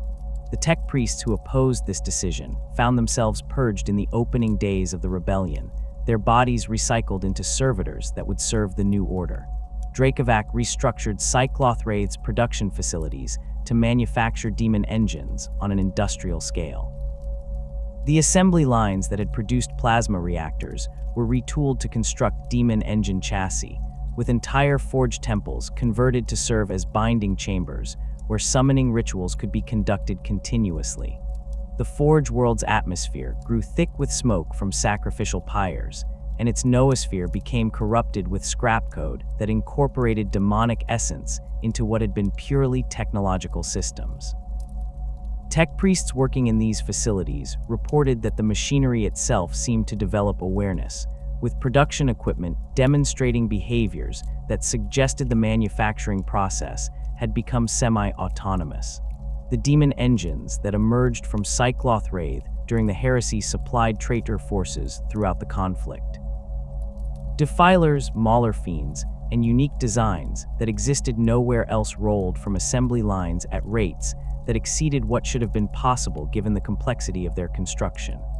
Dracovac had discovered methods for accelerating the binding process, using mass rituals that summoned multiple demons simultaneously and bound them into prepared chassis through ceremonies that killed hundreds of sacrificial victims at once. This industrial approach to demon engine creation represented a perverse mirror of the Mechanicus's normal manufacturing philosophy, applying mass production techniques to processes that should have required individual attention and careful ritual preparation. When Loyalist forces finally reached Cycloth Wraith near the heresy's end, they found a Forge world that had been fundamentally altered by years of demon engine production. The planet's crust showed signs of warp contamination, with areas where reality had grown thin enough that the boundary between materium and immaterium had effectively dissolved. Forged temples stood partially in real space and partially in the warp, their architecture following geometries that hurt to perceive directly. The Loyalists determined that reclaiming Cycloth Wraith would require resources that could not be spared while the Siege of Terra continued, so they established a blockade and left the corrupted Forge world isolated until after the heresy's conclusion. Subsequent purge operations destroyed most of the surface facilities, but rumors persist that some of Cycloth Wraith's underground complexes remain intact, their corrupted production lines waiting for someone desperate or foolish enough to reactivate them. Forge World Zhao Arc had fell to corruption through a different path than Cycloth Wraith's deliberate betrayal. Located near the Maelstrom, Zhao Arc had initially maintained loyalty to Mars and the Emperor. Its fabricator refused Kelberhal's overtures and committed the Forge World's Titan Legion to fighting alongside Imperial forces. Years of grinding warfare depleted Zhao Arcad's resources and manpower, with casualties mounting as the heresy dragged on. The Forge World's ruling council faced impossible choices: continue fighting with dwindling strength, or seek alternative sources of power that might allow them to survive long enough to see the Imperium victorious. The decision to begin researching chaos-corrupted technology came gradually, justified at each step as necessary for survival. Zhao Arcad's tech priests studied captured traitor weapons, initially seeking to understand enemy capabilities for defensive purposes. This analysis revealed that demon engines and warp-enhanced weapons possessed capabilities that conventional Imperial technology could not match. A faction within the ruling council argued that the Forge world needed to develop similar weapons to remain combat effective, that refusing to adapt meant accepting defeat. The fabricator resisted these arguments initially, but mounting losses and desperate circumstances eventually wore down his opposition. Zhao Arcad's first demon engine emerged from a Forge temple that had been conducting weapons research under conditions of extreme secrecy. The tech priests involved claimed they had developed binding techniques that would allow them to control demonic entities without succumbing to corruption themselves. They argued that their methods differed from those used by traitor forces, that they maintained proper reverence for the Omnissiah while merely using demons as tools rather than worshipping them as the Dark Mechanicum did. These rationalizations convinced enough of the ruling council to authorize limited production, with strict oversight to prevent the corruption from spreading. The oversight proved inadequate. Demon engine production requires exposure to warp energies and contact with entities that actively seek to corrupt those who attempt to bind them. The tech priests conducting this work began changing, their behavior shifting in ways that suggested the demons they worked with had influenced them more than they influenced the demons. Within months, the corruption had spread through the Forged Temple conducting the binding rituals, and from there, it infected other facilities as corrupted tech priests shared their techniques with colleagues. By the time Zhao Arcad's fabricator recognized the extent of the problem, significant portions of the Forge world's technical infrastructure had fallen under the influence of tech priests who no longer followed orthodox doctrine. The civil war that erupted on Zhao Arcad as loyalist and corrupted factions fought for control lasted longer than the initial demon engine research program had operated. Forged temples became fortresses, with Skitarii legions that had fought together against traitor forces now turning their weapons on each other. The corrupted faction controlled the facilities that produced demon engines, giving them access to weapons that exceeded what loyalist forces could deploy. The loyalists held the Forge world's primary Titan Legion and most of its orbital defenses, creating a stalemate that ground on for years. When the heresy finally ended, Zhao Arcad remained divided, with corrupted tech priests controlling roughly a third of the planet's manufacturing capacity, while loyalist forces besieged their positions. The resolution came through intervention from Mars and the newly reorganized Adeptus Mechanicus. A fleet arrived with fresh Skitarii legions and Titan support, breaking the stalemate through overwhelming force. The purge eliminated the corrupted elements, but left Zhao Arcad's infrastructure so damaged that the Forge world required decades to return to significant production capacity. The fabricator who had authorized the initial demon engine research faced execution for tech heresy, despite arguments that his actions had been motivated by loyalty to the Imperium. The Mechanicus determined that intentions mattered less than results. Zhao Arcad had fallen to corruption, and someone needed to bear responsibility for that failure. The Gothic War in the late 41st millennium saw Forge worlds corrupted through sustained exposure to Chaos forces during Abaddon's 12th Black Crusade. The conflict lasted years, with entire systems changing hands multiple times as Imperial and Chaos forces fought for control of the strategically vital Gothic sector.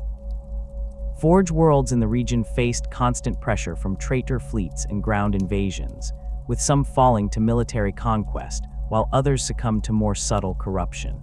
The extended nature of the conflict created conditions where desperate tech priests made choices they would have rejected under normal circumstances, accepting aid or knowledge from sources they recognized as tainted because the alternative seemed to be destruction. Forge World Urdesh became a focal point during the Gothic War's later stages, with both sides recognizing its strategic importance as a manufacturing center that could supply whichever force controlled it. The Forge world changed hands 3 times during the conflict, with each conquest and recapture causing massive damage to its facilities and population. When Imperial forces finally secured Urdesh permanently, they discovered that the Forge world's tech priests had been conducting research into captured Chaos technology during one of the periods when traitor forces held the planet. This research had continued even after Imperial forces retook Urdesh, with the tech priests involved arguing that the knowledge gained justified the risk. The Inquisition's investigation revealed that Urdesh's research programs had produced weapons incorporating warp-based enhancements that improved their effectiveness against Chaos forces. These weapons had been distributed to Imperial Guard regiments fighting in the Gothic War, where they demonstrated capabilities that exceeded standard Imperial arms. The tech priests responsible for this research presented extensive documentation showing that their work had contributed to Imperial victories, that soldiers equipped with these enhanced weapons had survived battles they would otherwise have lost. The Inquisition faced a difficult decision: execute the tech priests for tech heresy despite their work's contribution to the war effort, or accept that desperate circumstances sometimes required compromising orthodox doctrine. The ultimate decision saw most of the tech priests involved receive censure and reassignment rather than execution, though the most senior researchers faced harsher punishment. All weapons produced through the corrupted research programs were ordered destroyed, despite protests from guard commanders who had seen their effectiveness in combat. The Inquisition determined that allowing these weapons to remain in imperial service would set precedent for future compromises with chaos-tainted technology, a risk that outweighed any tactical advantages the weapons provided. Urdesh underwent extensive purification rituals and received new leadership from Mars, though questions remained about whether the corruption had been completely eliminated or merely driven underground. Forge worlds on the fringes of imperial space face constant vulnerability to heretic influence and chaos corruption due to their isolation from Mars's oversight and proximity to regions where imperial authority holds limited sway. These frontier forge worlds operate with greater independence than their counterparts in more secure sectors, making decisions about research priorities and doctrinal interpretation without constant guidance from the Mechanicus's central authority. This independence allows for flexibility and innovation that benefits the imperial forces they support, but it also creates opportunities for corruption to take root without immediate detection. The Calixis sector contains multiple Forge worlds that exemplify these challenges. Forge World Hazeroth maintains significant manufacturing capacity and supplies Imperial Guard regiments throughout the sector, but its distance from Mars means it operates with minimal oversight beyond periodic inspections that occur years or decades apart. The Forge World's ruling council interprets orthodox doctrine more loosely than Mars would prefer, authorizing research programs that push boundaries in ways that would attract immediate scrutiny if conducted on more closely monitored worlds. This approach has produced innovations that improved Imperial military effectiveness in the sector, but it has also created conditions where tech heresy can develop before anyone in authority recognizes the danger. Hazeroth's tech priests have been discovered conducting unauthorized research into Xenos technology on multiple occasions, with each incident resulting in purges and promises of stricter adherence to orthodox doctrine. The pattern repeats because the fundamental conditions that enable such research remain unchanged. The Forge world operates far from direct Mechanicus oversight, faces constant demands for improved weapons to combat threats in the sector, and contains tech priests who believe that adapting Xenos insights serves the Omnissiah's interests, even if it violates specific prohibitions. The Inquisition maintains permanent observers on Hazeroth specifically to monitor for signs of heresy, but these observers can only react to corruption they detect rather than preventing it from occurring. Forge World Svard in the Scaris sector faces similar challenges, complicated by its proximity to the Eye of Terror and frequent raids by chaos forces emerging from that warp storm.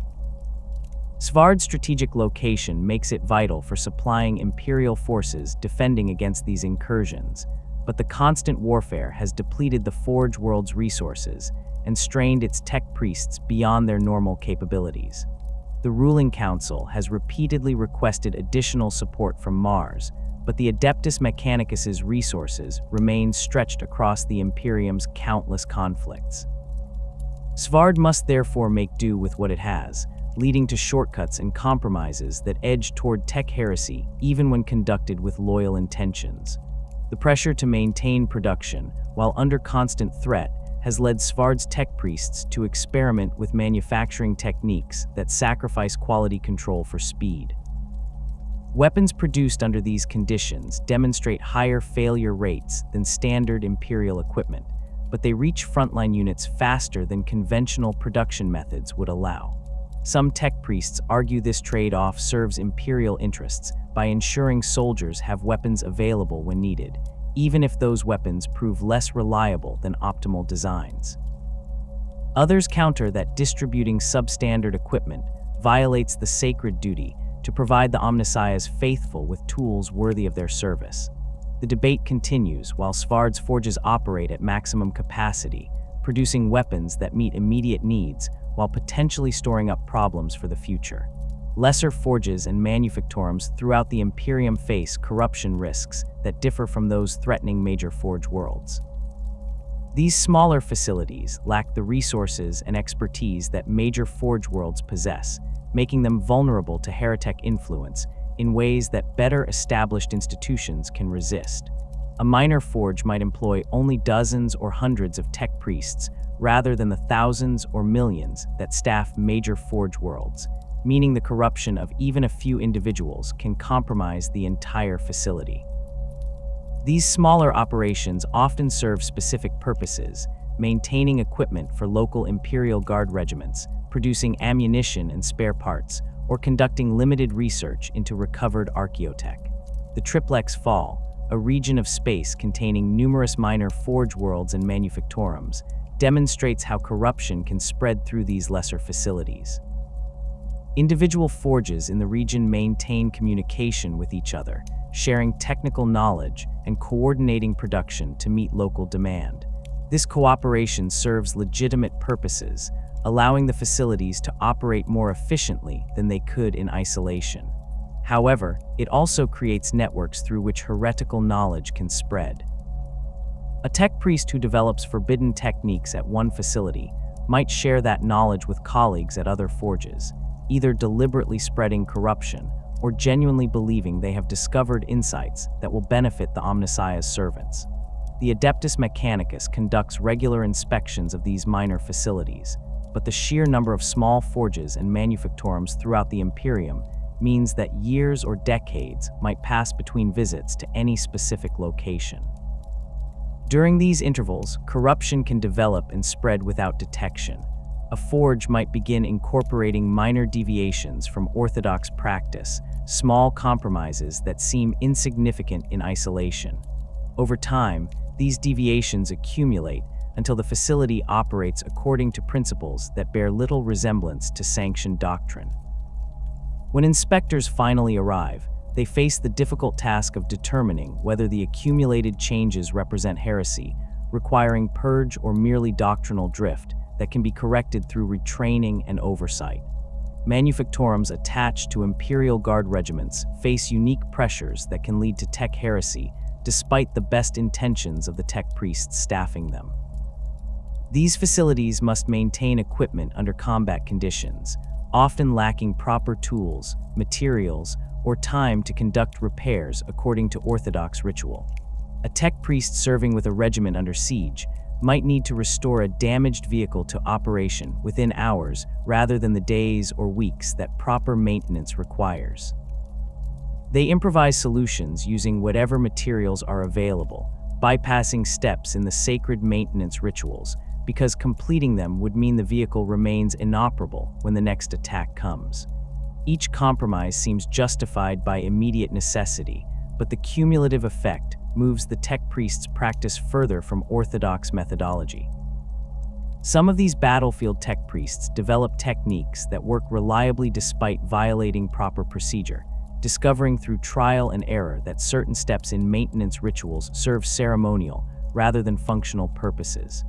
This knowledge creates temptation to skip these steps routinely rather than only during emergencies, saving time that can be applied to maintaining additional equipment or conducting more thorough repairs. The tech priest might rationalize this decision by arguing that serving the Omnissiah means ensuring the Emperor's soldiers have functional weapons, that rigid adherence to ritual matters less than practical results.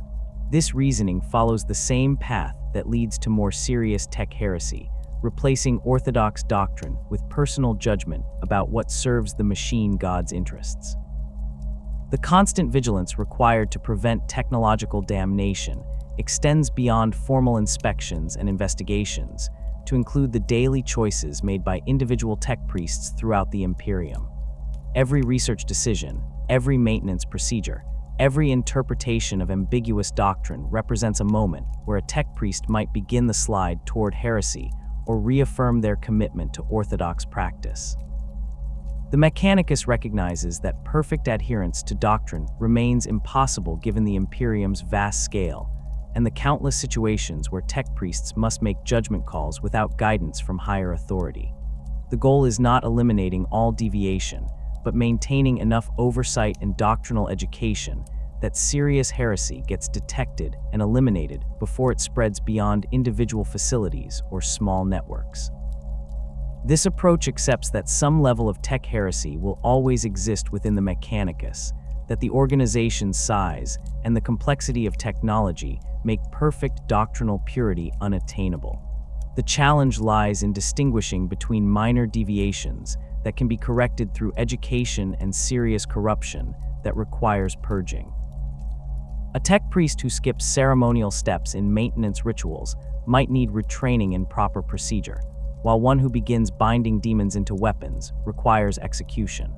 The spectrum between these extremes contains countless gradations where the appropriate response remains unclear, requiring judgment calls that depend on specific circumstances, the tech priest's history and intentions, and the political considerations that inevitably influence decisions about heresy accusations. The transformation from Orthodox tech priest to heretic rarely announces itself with dramatic revelation or sudden epiphany. Most who fall do so through accumulation of small transgressions, each justified by circumstances that seem to demand compromise. A mago studying recovered archaeotech might notice that certain components function through principles not documented in any standard template construct database. Initial curiosity leads to deeper investigation, which reveals operational characteristics that violate understood physics.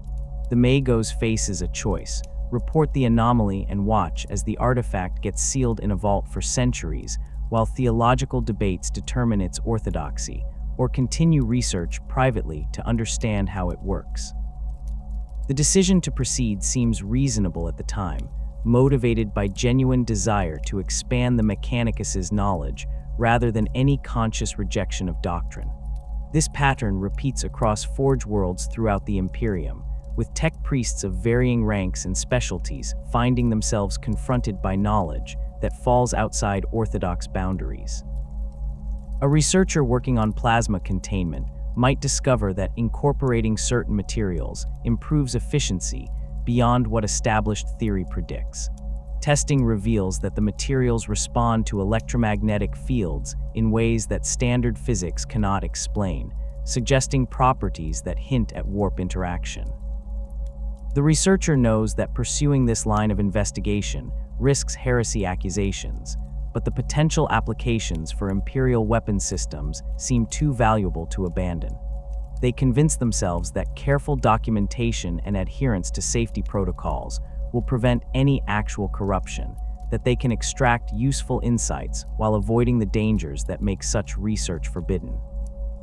The case of Magos Hadron Shoveros demonstrates how intellectual curiosity combined with isolation from oversight creates conditions for gradual corruption. Shoveros served with an explorator fleet operating in the Halo stars, regions beyond the Astronomican's light, where Imperial authority exists only in the ships that venture there. His duties involved analyzing xenotech recovered from dead civilizations and determining whether any of it warranted transport back to Mars for further study. The work required making judgment calls about what constituted acceptable research versus forbidden integration, decisions that Shoveros made with minimal guidance from higher authority, given the communication delays inherent in operating at such distances from Imperial space. Over decades of service, Shoveros developed expertise in multiple Xenos technology types, learning to recognize patterns in how different alien species approached engineering problems. He noticed that certain design principles appeared across multiple unrelated civilizations, suggesting either universal physical laws that humanity had not discovered or convergent evolution toward optimal solutions. This observation led him to begin comparing Xenos' approaches with Imperial technology, identifying areas where alien methods achieved superior results. The comparisons remained theoretical initially, thought experiments about how Imperial designs might be improved if certain Xenos' insights could be adapted to human manufacturing techniques. The transition from theoretical analysis to practical experimentation occurred when Shoveros' explorator fleet encountered a derelict that contained functioning examples of gravitational manipulation technology far exceeding Imperial capabilities. The devices could create localized gravity fields with precision that allowed for applications ranging from improved void ship maneuvering to weapons that could crush targets through gravitational compression. Chauveros recognized that this technology, if understood and replicated, could provide significant advantages to Imperial forces. He also knew that attempting to reverse engineer it violated multiple prohibitions against Xeno's technology integration. Chauveros justified his decision to proceed by arguing that he was not integrating Xeno's components into Imperial systems, but rather studying alien principles to develop purely human technology that happened to use similar approaches. This rationalization satisfied his conscience while allowing him to pursue research he found intellectually compelling. He spent years analyzing the gravitational devices, documenting their operation, and attempting to understand the theoretical framework that made them possible.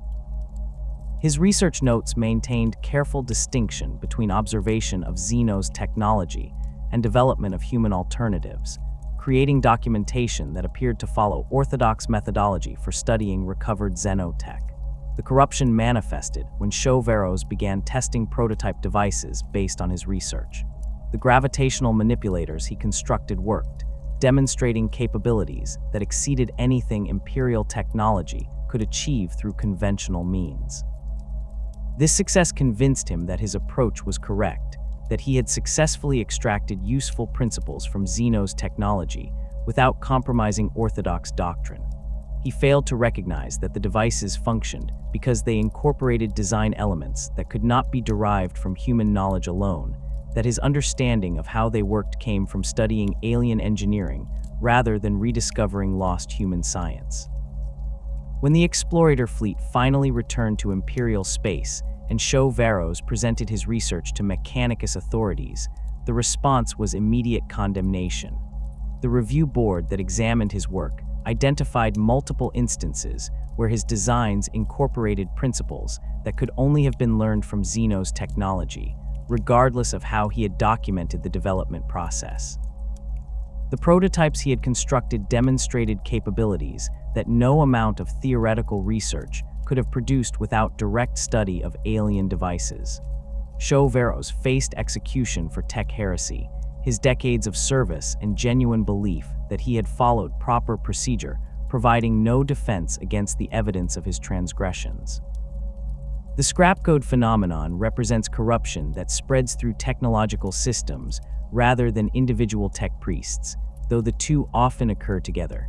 Scrap code consists of malicious programs infused with demonic essence, creating software that operates according to principles that violate computational theory, while achieving effects that purely technological viruses could never accomplish. A scrap code infection can cause machine spirits to behave erratically, servitors to turn on their masters, and cogitators to display information that drives viewers to madness. The code spreads through networks with intelligence that suggests active guidance rather than simple replication, seeking out vulnerable systems and adapting to countermeasures in ways that demonstrate something closer to consciousness than programming. Tech priests exposed to scrap code face corruption that attacks through their augmentations and neural interfaces. The malicious code enters their systems when they attempt to analyze infected devices or connect to compromised networks, bypassing conventional security measures through its hybrid nature that combines technological exploitation with warp-based influence. Once inside a tech priest's augmentations, scrap code begins altering their perceptions and thoughts, introducing ideas that seem to originate from their own reasoning, but actually come from the demonic essence embedded in the code. A tech priest might find themselves considering research directions they would normally reject, or interpreting doctrine in ways that justify actions they previously would have condemned as heretical. The insidious nature of scrap code corruption lies in its gradual progression and the difficulty victims have recognizing that their thoughts are being influenced. The infected tech priest believes they are making independent decisions based on logical analysis, unaware that the scrap code has altered the parameters they use for evaluation. They might begin questioning orthodox restrictions on research, developing arguments for why certain prohibitions no longer serve the Omnissiah's interests given current circumstances. These thoughts feel genuine rather than imposed, making it nearly impossible for the victim to identify external influence until the corruption has progressed to the point where intervention requires extensive neural cleansing or complete replacement of compromised augmentations. Forge World Metallica experienced a major scrap code outbreak in the 41st millennium that demonstrated how quickly this form of corruption can spread through interconnected systems. The infection originated from a data core recovered from a space hulk, which Metallica's tech priests analyzed without recognizing that it contained dormant scrap code. When they connected the data core to their research network for examination, the malicious code activated and began spreading through Metallica's noosphere. Within hours, hundreds of tech priests reported unusual behavior from their augmentations, and servitors throughout multiple Forge temples began attacking their overseers. The response required isolating entire sections of Metallica's network and conducting systematic purges of infected systems.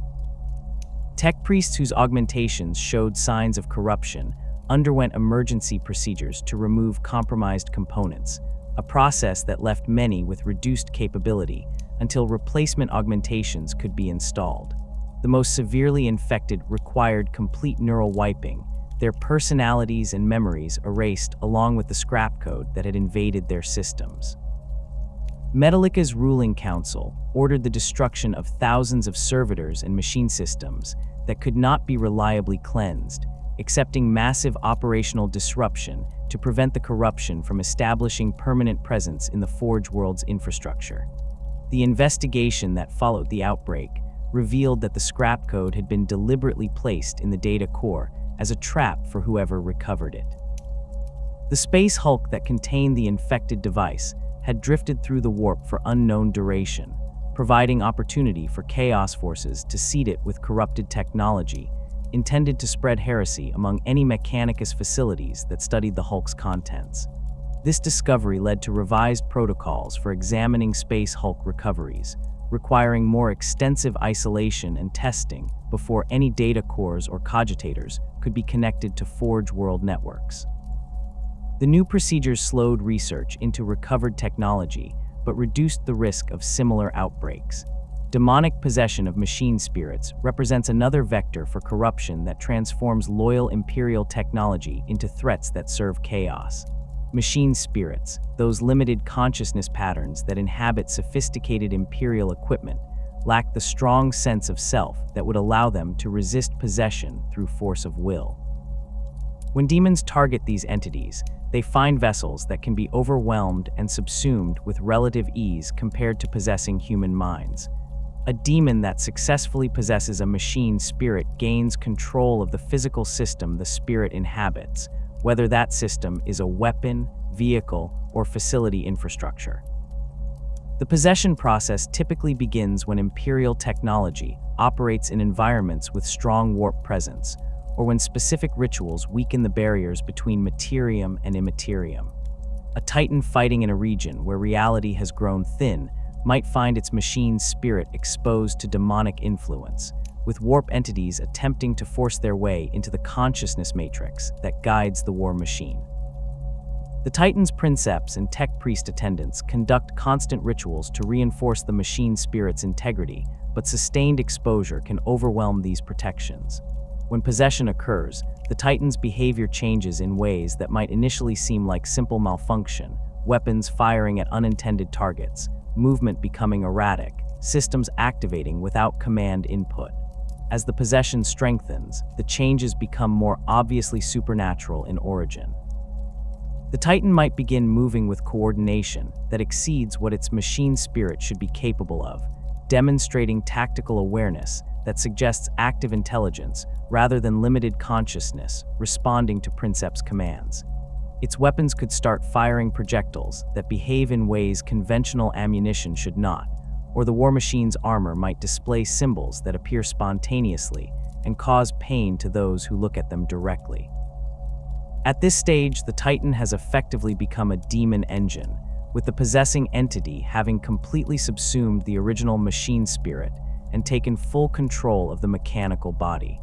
Preventing machine spirit possession requires constant vigilance and adherence to the rituals that maintain barriers between technology and the warp. Tech priests perform these ceremonies as part of regular maintenance, blessing components with sacred oils, inscribing protective symbols on critical systems, and conducting litanies that reinforce the machine spirit's connection to the Omnissiah rather than allowing it to drift toward chaos influence. The effectiveness of these rituals depends on proper execution and genuine faith rather than rote repetition of words without understanding their significance. A tech priest who has begun sliding toward heresy might perform the protective ceremonies mechanically, without the conviction necessary to make them effective, creating vulnerabilities that demons can exploit.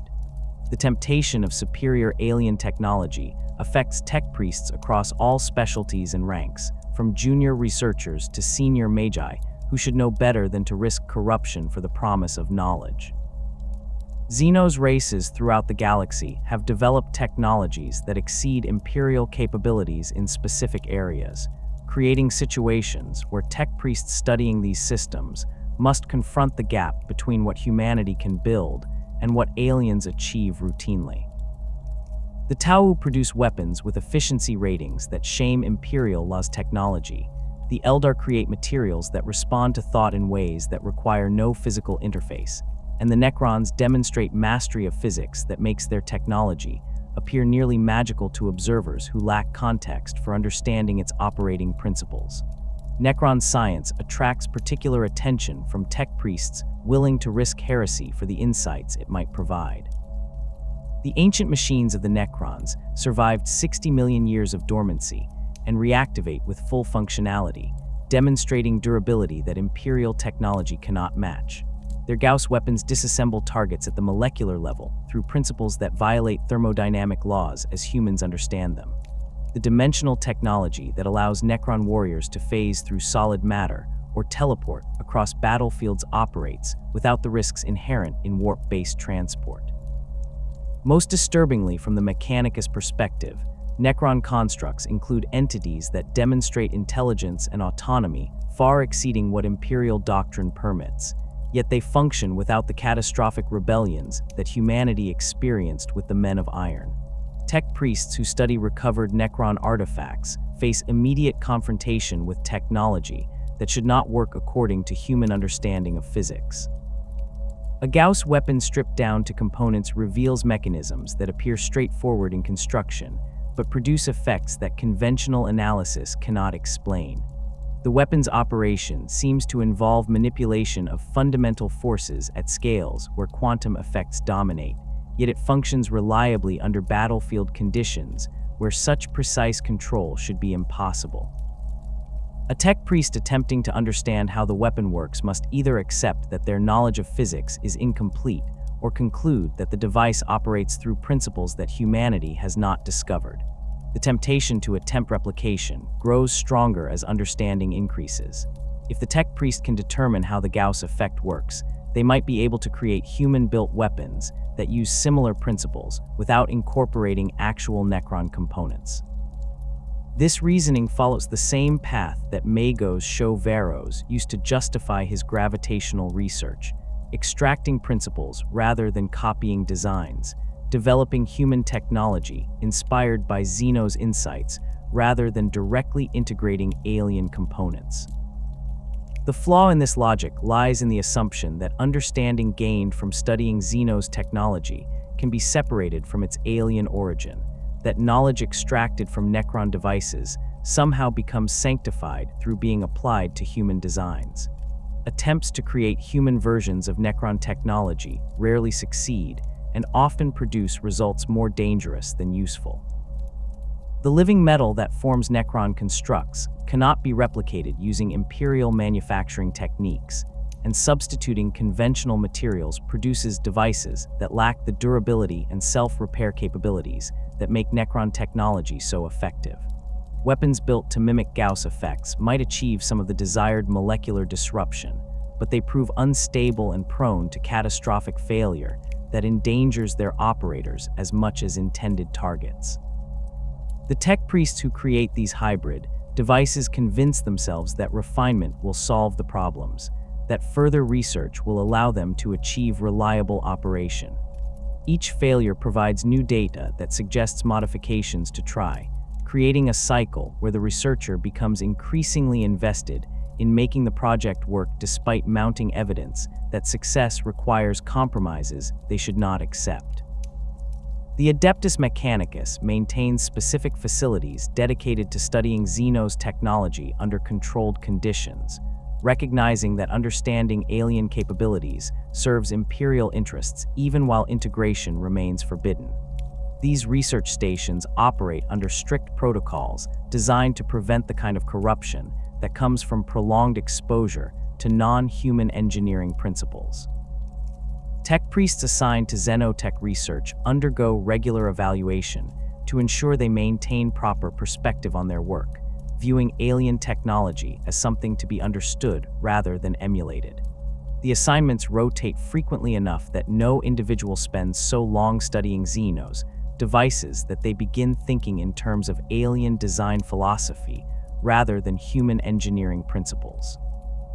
These safeguards work when properly implemented but fail when political pressure or resource constraints compromise their effectiveness. A Forge world facing urgent military threats might assign tech priests to xenotech research for extended periods because qualified replacements are not available, or allow researchers to skip evaluation cycles because the work they are doing seems too important to interrupt.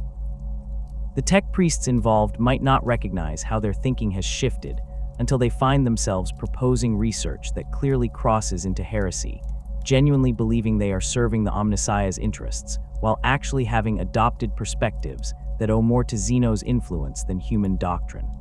Desperation transforms loyal tech priests into hereteks when circumstances force choices between orthodox practice and immediate survival.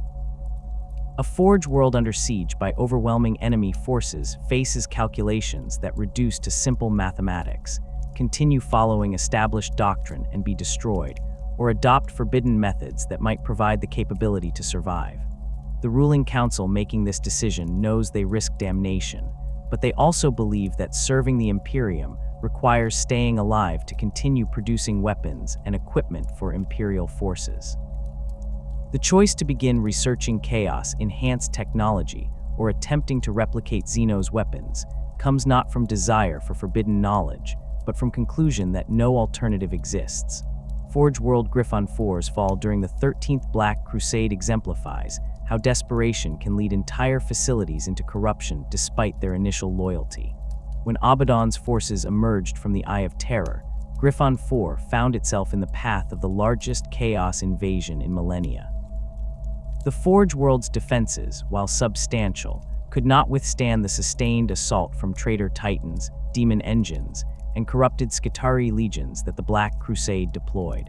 Griffon 4's ruling council requested reinforcement from Mars and neighboring Forge worlds, but the scale of the 13th Black Crusade meant that every Imperial facility faced similar threats. No significant aid would arrive in time to prevent Griffon 4's conquest. Faced with imminent destruction, some of Griffon 4's tech priests argued for attempting to develop weapons that could match what Chaos forces deployed against them.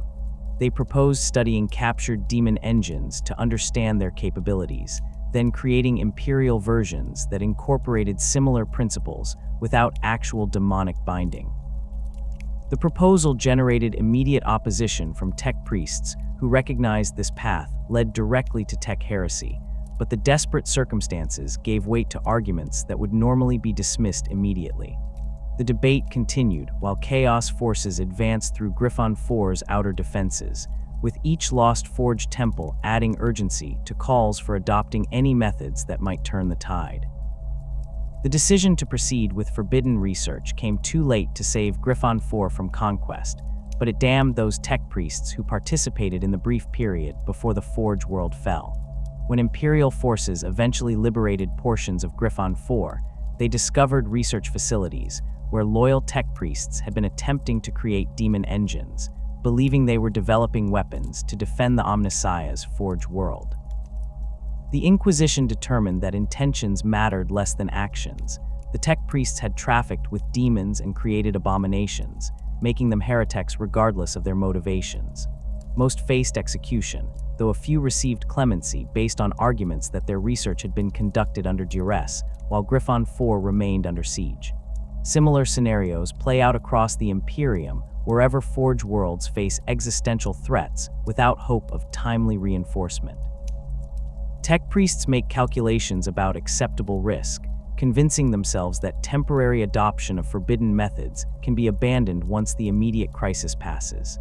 They fail to recognize that corruption does not release its hold simply because circumstances change, that the knowledge gained through heretical research cannot be unlearned, and that the demons contacted during desperate bargaining do not forget those who summoned them. A Forge world that survives through forbidden methods often finds that the price of survival includes permanent corruption that spreads through its facilities long after the original threat has been defeated. The psychological mechanisms that allow tech priests to rationalize their descent into heresy follow patterns that repeat across countless individual cases. The human mind excels at justification, at constructing narratives that frame questionable actions as necessary or even virtuous. A tech priest who begins studying forbidden technology tells themselves they are expanding knowledge that will ultimately serve the Omnissiah, that understanding leads to wisdom regardless of the source. Each transgression becomes easier to justify because the previous ones did not result in immediate damnation, creating false confidence that the tech priest can continue pushing boundaries without suffering consequences. The isolation that many tech priests experience reinforces these rationalizations by removing external perspectives that might challenge their reasoning. A magos conducting research in a remote facility lacks colleagues who can point out when their thinking has drifted from orthodox doctrine. The tech priests who do work alongside them often share similar perspectives, having self-selected into assignments that allow for more experimental approaches. This creates echo chambers where heretical ideas circulate and gain acceptance through repetition, rather than being challenged by those who maintain stricter interpretation of Mechanicus doctrine. By the time the research comes to attention of authorities who recognize it as heresy, the tech priests involved have convinced themselves so thoroughly of their righteousness that they genuinely cannot understand why their work generates condemnation rather than praise. Scrapcode exists as something fundamentally different from conventional malicious software, representing a fusion of corrupted machine language with warp-tainted essence that allows it to affect technology in ways that purely digital viruses cannot achieve. Where standard malware exploits vulnerabilities in programming or hardware design, Scrapcode operates partially outside the laws governing normal computation, introducing elements that should not function according to established information theory, yet produce devastating effects on infected systems. A cogitator compromised by Scrapcode might display output that causes madness in those who read it, not through subliminal messaging or psychological manipulation, but through information patterns that interact directly with human consciousness in ways that bypass normal sensory processing. The technical characteristics of Scrapcode defy analysis using orthodox computational methods. Tech priests attempting to examine infected code find that it changes while being observed, with instruction sequences that appear different each time they are reviewed yet somehow maintain consistent functionality. The code incorporates symbols and syntax that do not correspond to any known programming language, including elements that seem to reference concepts rather than execute specific operations. A section of Scrapcode might contain what appears to be a ritual invocation written in a language that predates human space travel. Yet when processed by a cogitator, this sequence produces specific alterations to the machine's behavior that serve the corruption's purposes. The method by which Scrapcode propagates through networks demonstrates intelligence that exceeds what any conventional virus could achieve through programmed behavior alone. Rather than simply replicating to every system it can access, Scrapcode evaluates targets and prioritizes spreading to systems where it can cause maximum disruption or establish positions from which further infection becomes easier.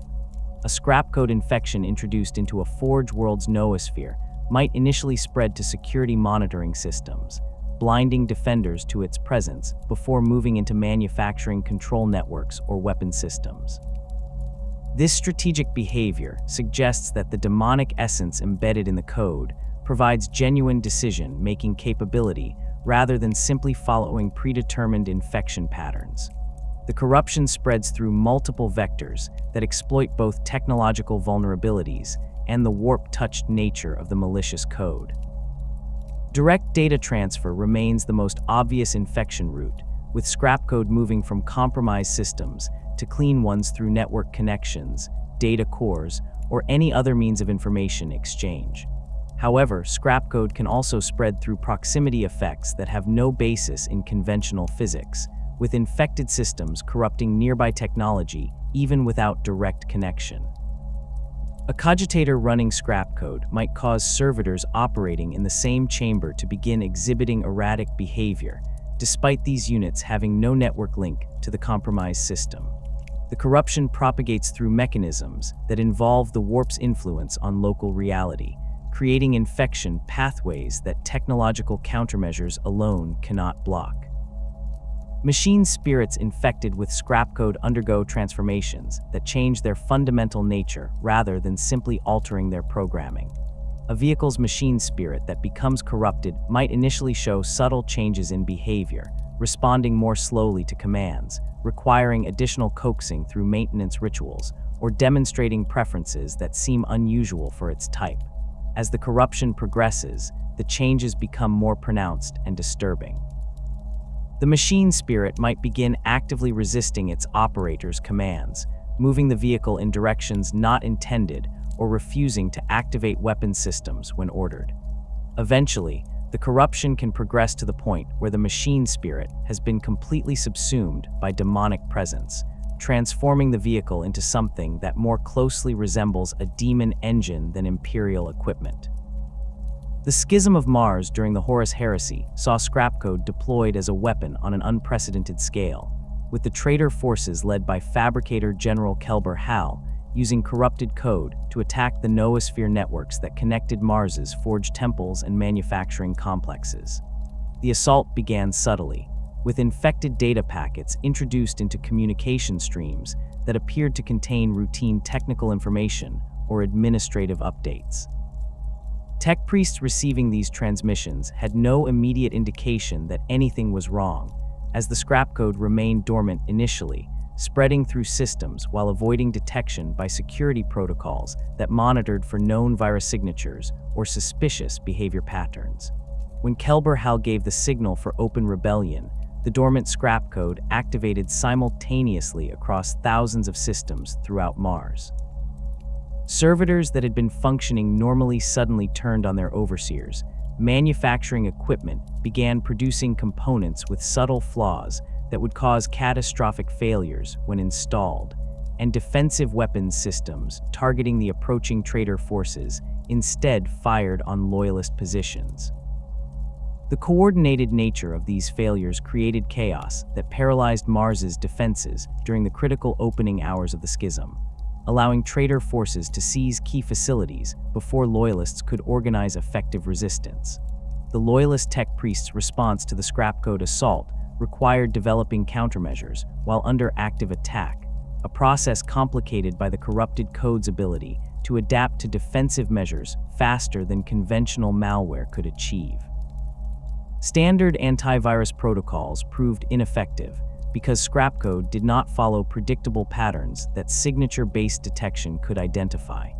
Heuristic analysis that looked for suspicious behavior struggled because the corruption could alter its activities to avoid triggering alerts, demonstrating adaptability that suggested active intelligence guiding the infection rather than predetermined programming. The solution that loyalist forces developed involved combining technological countermeasures with religious rituals that addressed the warp-based aspects of scrap code's nature. Tech priests created cleansing programs that incorporated sacred algorithms, code sequences that had been blessed through extensive ritual preparation, and inscribed with symbols of protection against demonic influence. These programs attacked scrap code not just through conventional methods of identifying and deleting malicious code, but through information patterns that disrupted the warp essence embedded within the corruption. When a cleansing program encountered scrap code, the interaction produced effects that manifested in both the digital and spiritual realms, with the sacred algorithms essentially performing exorcism on infected systems. The effectiveness of these countermeasures varied depending on how deeply scrap code had penetrated the target system and how much time the corruption had to establish itself. Systems caught early in the infection process could often be cleansed with acceptable data loss, though the process required extensive verification to ensure no traces of corruption remained. Heavily infected systems might require complete data purges and reinstallation from verified clean backups, accepting the loss of any information that could not be recovered from uncorrupted sources. The most severely compromised systems, particularly those where the corruption had begun affecting hardware in ways that should not be possible, required physical destruction to prevent the scrap code from spreading to systems attempting to interface with the infected equipment. The battle against scrap code during the Schism of Mars continued for years after the initial outbreak, with loyalist forces conducting systematic purges of infected networks, while traitor elements attempted to reintroduce corruption through new vectors. The experience taught the Mechanicus lessons about informational warfare that influenced doctrine for millennia afterward, establishing protocols for network security, data verification, and system isolation that remain in use throughout the 41st millennium. These protocols recognize that defending against scrap code requires addressing both its technological and supernatural aspects, combining conventional security measures with religious protections that maintain the sacred nature of imperial systems. The Martian noosphere, that vast data network connecting all of Mars's systems and tech priests, became a primary battlefield during the Schism, as both loyalist and traitor forces fought for control of the information infrastructure that coordinated the Forge world's operations. The noosphere functioned as nervous system and communication network simultaneously, allowing tech priests to share data instantaneously, coordinate manufacturing across multiple Forge temples, and access the accumulated knowledge stored in Mars's data vaults. Control of the noosphere meant ability to influence what information reached different facilities, to monitor enemy communications, and to deploy scrap code or countermeasures across the entire network. Traitor forces attempted to segment the noosphere, creating isolated network regions that they controlled while cutting loyalist facilities off from the larger information infrastructure. This segmentation served multiple purposes. It prevented loyalist forces from coordinating their responses effectively, allowed traitors to feed false information to isolated facilities about the rebellion's progress, and created protected spaces where corrupted research could proceed without interference from loyalist monitoring systems. The technical challenge of segmenting a network designed for maximum interconnection required sophisticated understanding of Mars's information infrastructure, knowledge that traitor tech priests possessed through their previous roles maintaining and expanding the noosphere.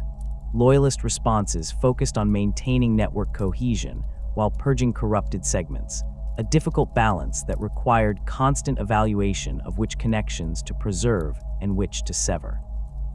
Cutting a Forge temple off from the noosphere prevented scrap code from spreading through that facility's connections, but also isolated the tech priests there from receiving updates about the rebellion's progress or coordinating with other loyalist forces. Maintaining connections risked allowing traitor forces to infiltrate through compromised network pathways or deploy scrap code into systems that had been successfully cleansed.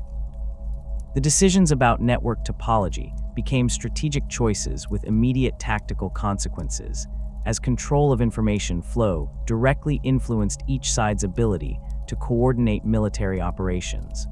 The noosphere warfare developed its own specialized techniques and counter-techniques as both sides adapted to the unique characteristics of fighting through information networks. Traitor forces deployed false data packets that appeared to come from loyalist sources, containing orders that would misdirect defensive forces or instructions for tech priests to perform actions that would actually aid the rebellion. Loyalist forces developed verification protocols that checked the authenticity of received information through multiple channels, comparing data against known reliable sources and looking for inconsistencies that might indicate falsified communications. These verification processes added delays to information distribution, but proved necessary to prevent traitor deception from succeeding.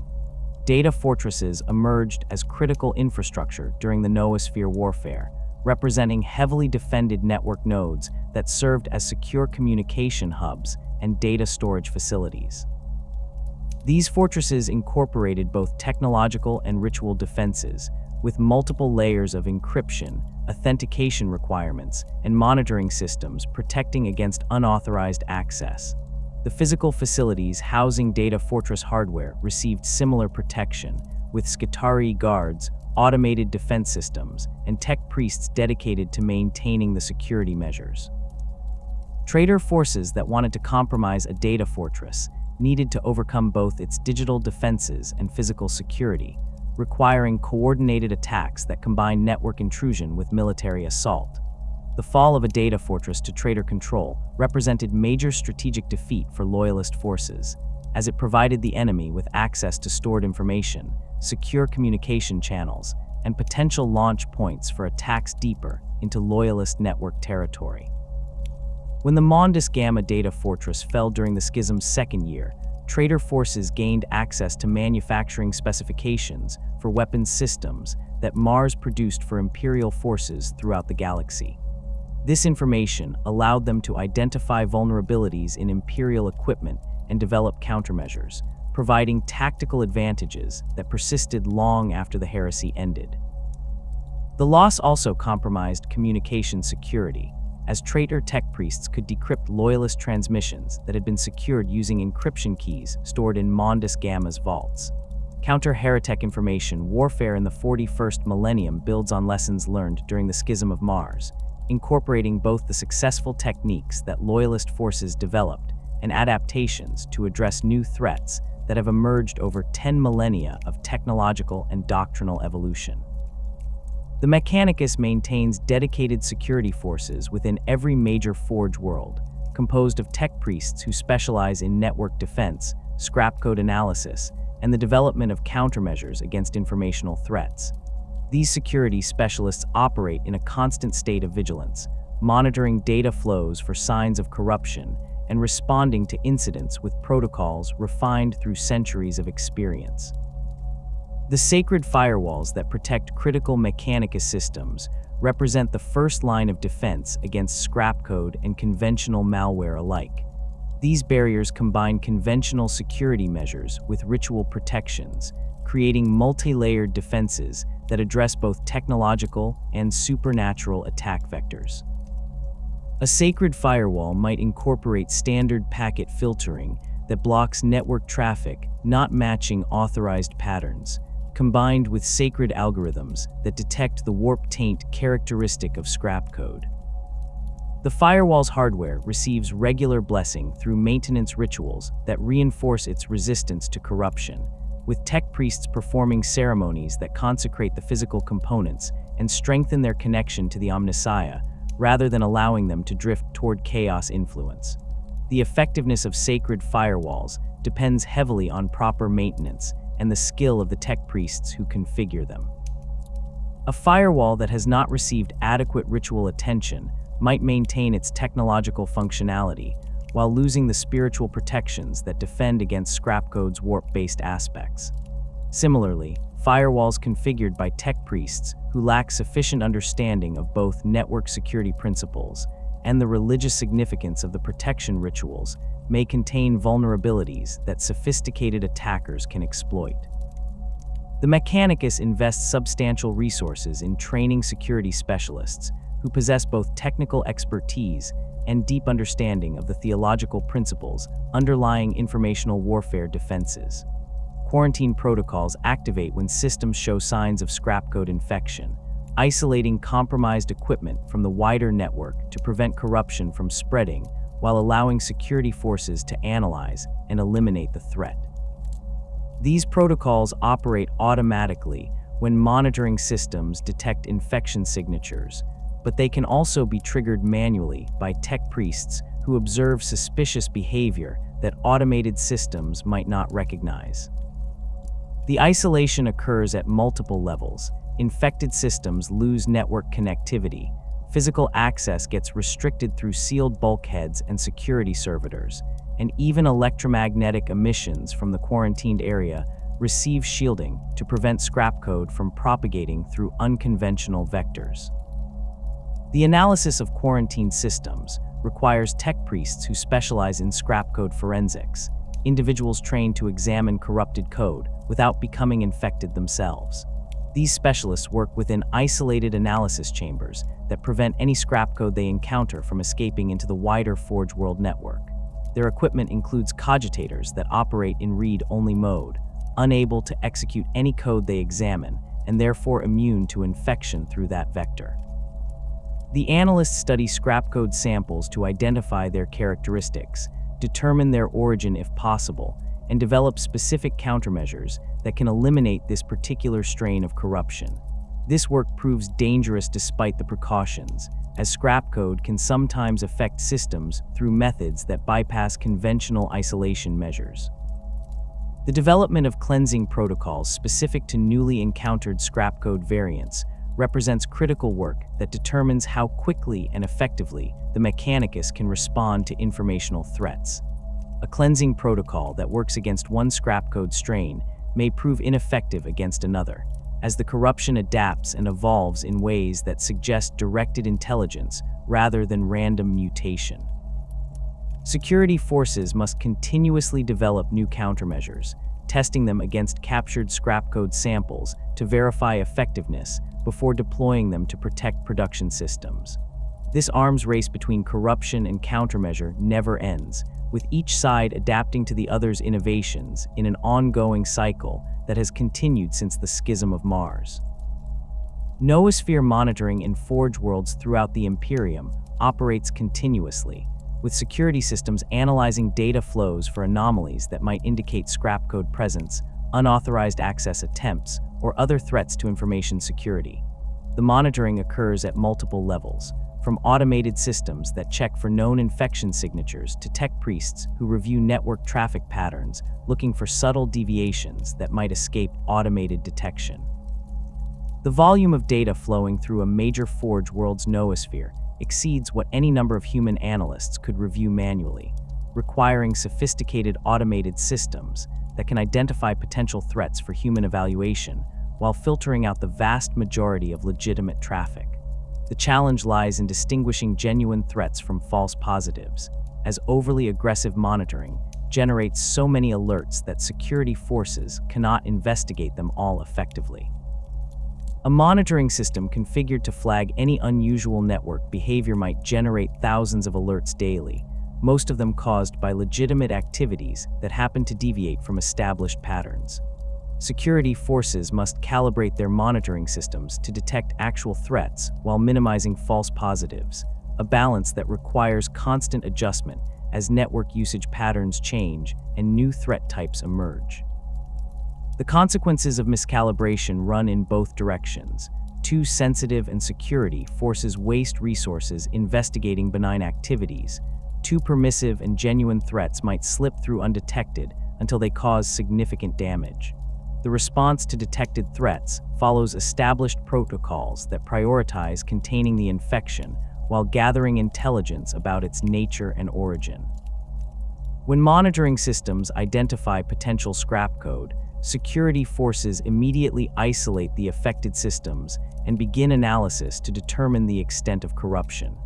Simultaneously, they trace the infection's entry point, attempting to identify how the scrap code entered the network and whether other systems might have been compromised through the same vector. This investigation often reveals that the detected infection represents only one manifestation of a larger threat, with the scrap code having spread through multiple pathways before triggering alerts that brought it to security forces' attention. The political dimensions of informational warfare within the Mechanicus add complexity to purely technical considerations, as different factions and Forge worlds compete for influence through control of information and accusations of corruption. A Forge world that discovers scrap code in data received from a rival facility faces decisions about how to respond that involve both security concerns and political calculations. Reporting the incident to Mars might protect the wider Mechanicus from a genuine threat, but it could also damage the rival's reputation if the corruption proves to be minor or accidental. Alternatively, the discovering Forge world might attempt to leverage the information for political advantage, using the threat of public exposure to extract concessions or gain influence over the rival's operations.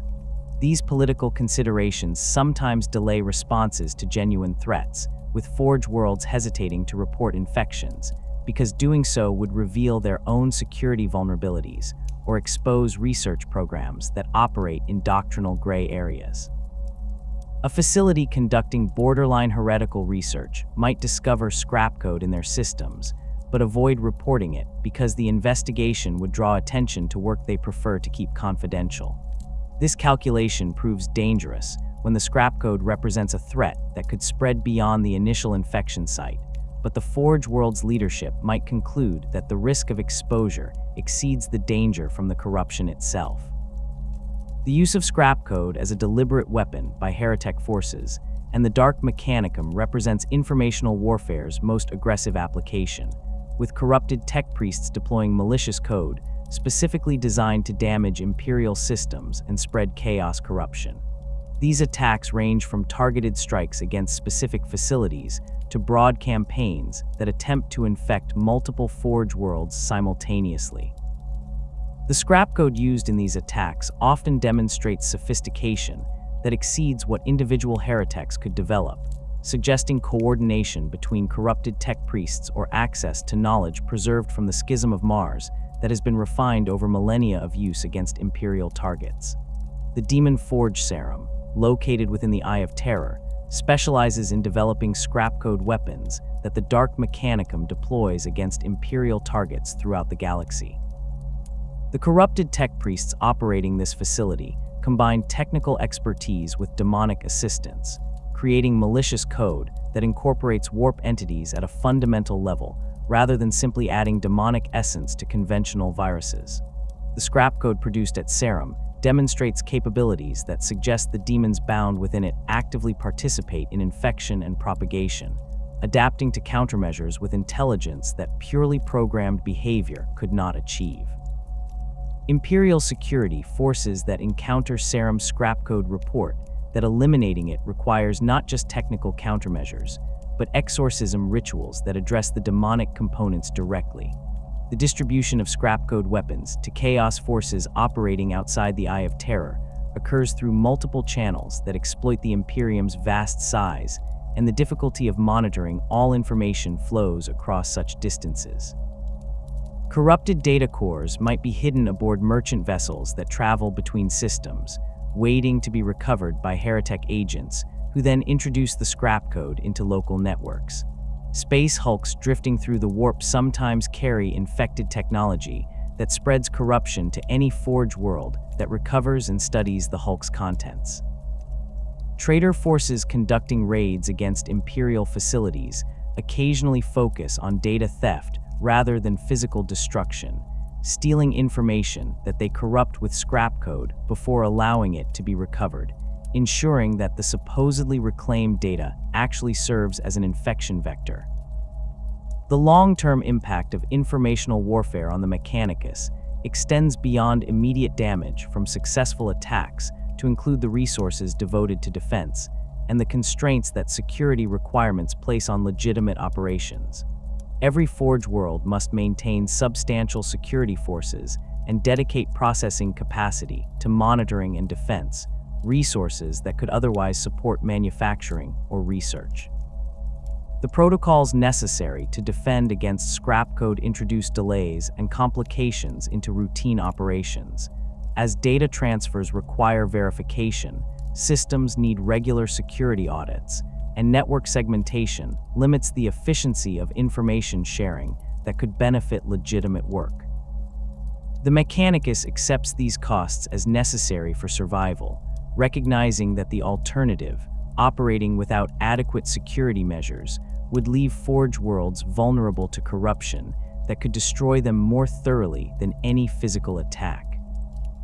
The theological foundations of the Adeptus Mechanicus rest on beliefs that outsiders often find contradictory or paradoxical.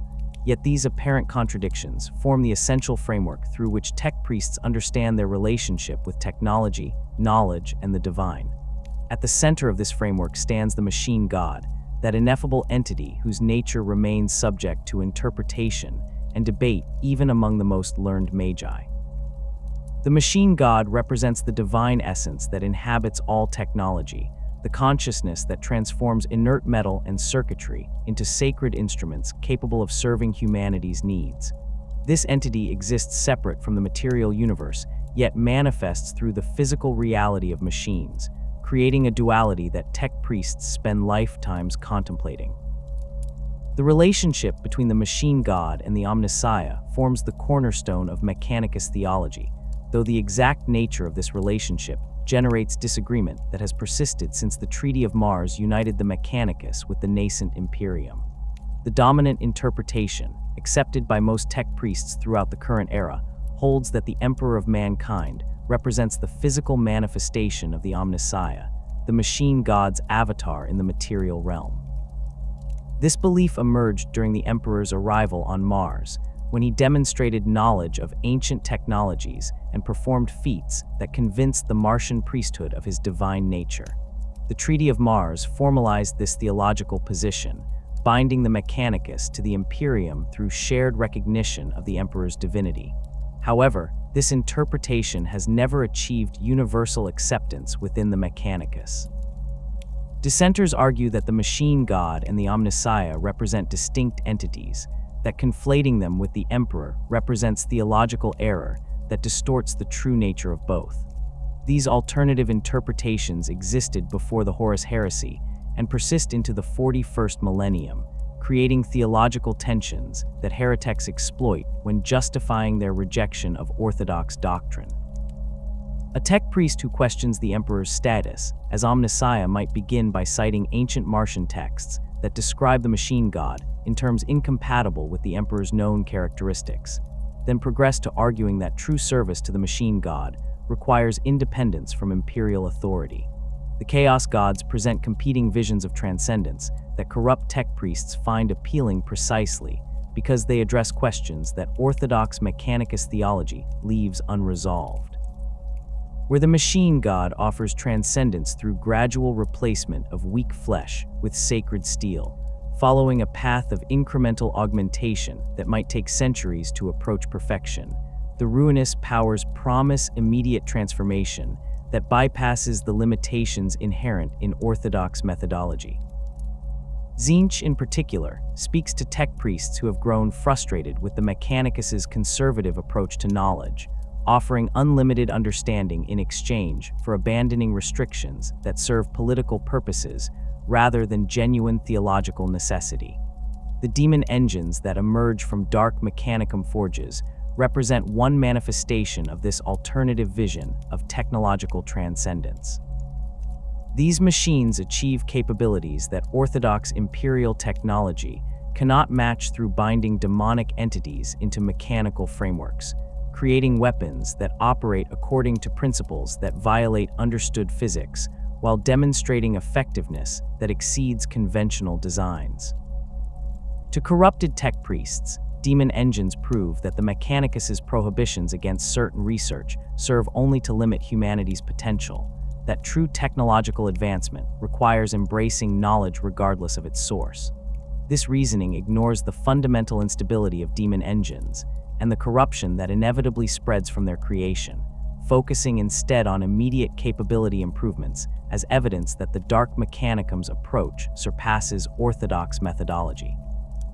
Nurgle offers a different form of transcendence that appeals to tech priests who have become disillusioned with the Mechanicus's endless struggle against entropy and decay. The orthodox approach treats degradation as enemy to be fought through constant maintenance, ritual purification, and eventual replacement of failing components. Nurgle's philosophy accepts decay as natural and inevitable, even beautiful in its own way, transforming the struggle against entropy into acceptance of technological mortality.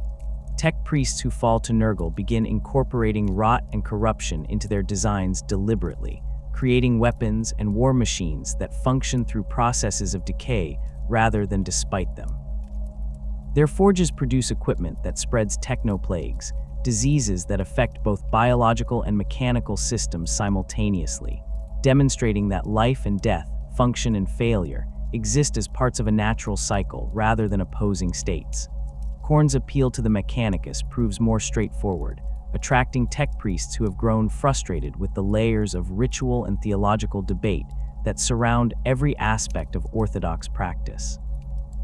These individuals see the Mechanicus's elaborate ceremonies as obstacles that prevent technology from serving its true purpose, providing humanity with tools for dominating enemies and asserting superiority over those who would threaten imperial interests.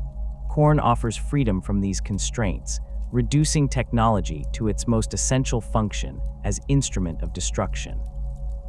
The weapons that emerge from forges dedicated to Khorne abandon any consideration beyond killing efficiency, incorporating no safety features, requiring no maintenance rituals, and designed solely to maximize the carnage they can inflict before inevitable failure. Slaanesh corrupts through promises of perfection that resonate with tech priests who pursue the ideal fusion of flesh and machine. The orthodox path toward augmentation follows established patterns, replacing biological components with mechanical equivalents according to procedures refined over millennia. This approach produces reliable results, but limits the possibilities for innovation or personalization.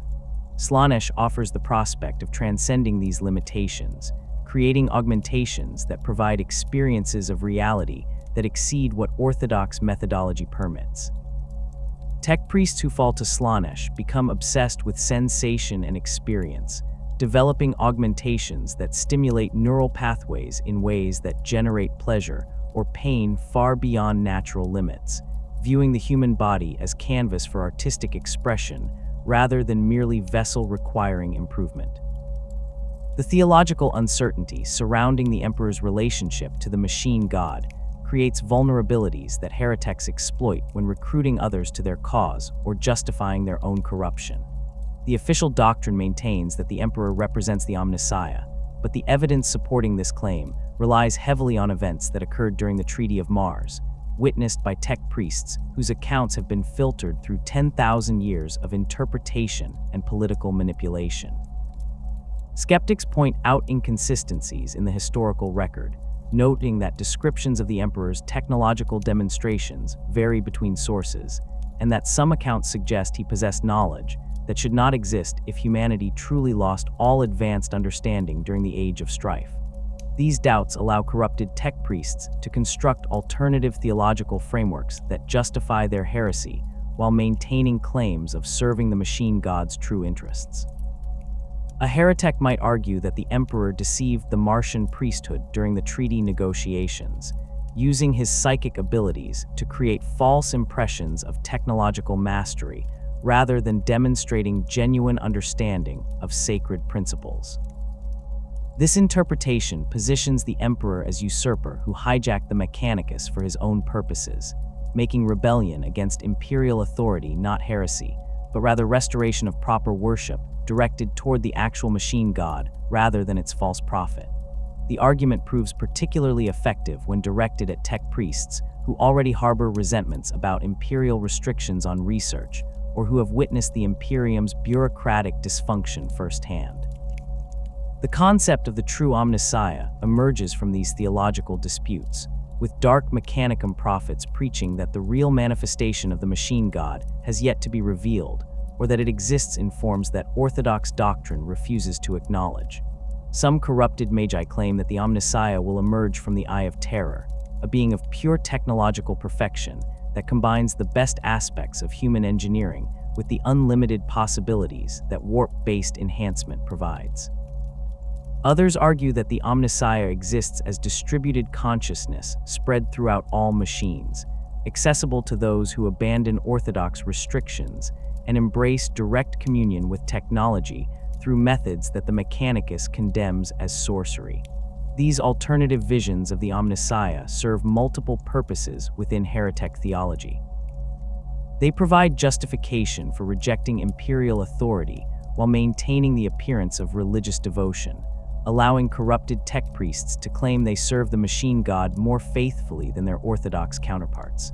The concept also offers hope to those who have fallen into heresy, suggesting that their damnation might actually represent enlightenment, that their corruption serves a higher purpose that will be vindicated when the true Omnissiah reveals itself.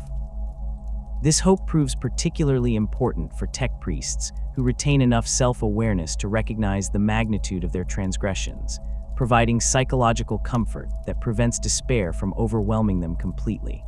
The quest for knowledge, that fundamental drive that motivates all tech priests regardless of their orthodoxy, undergoes radical reinterpretation in heretic theology.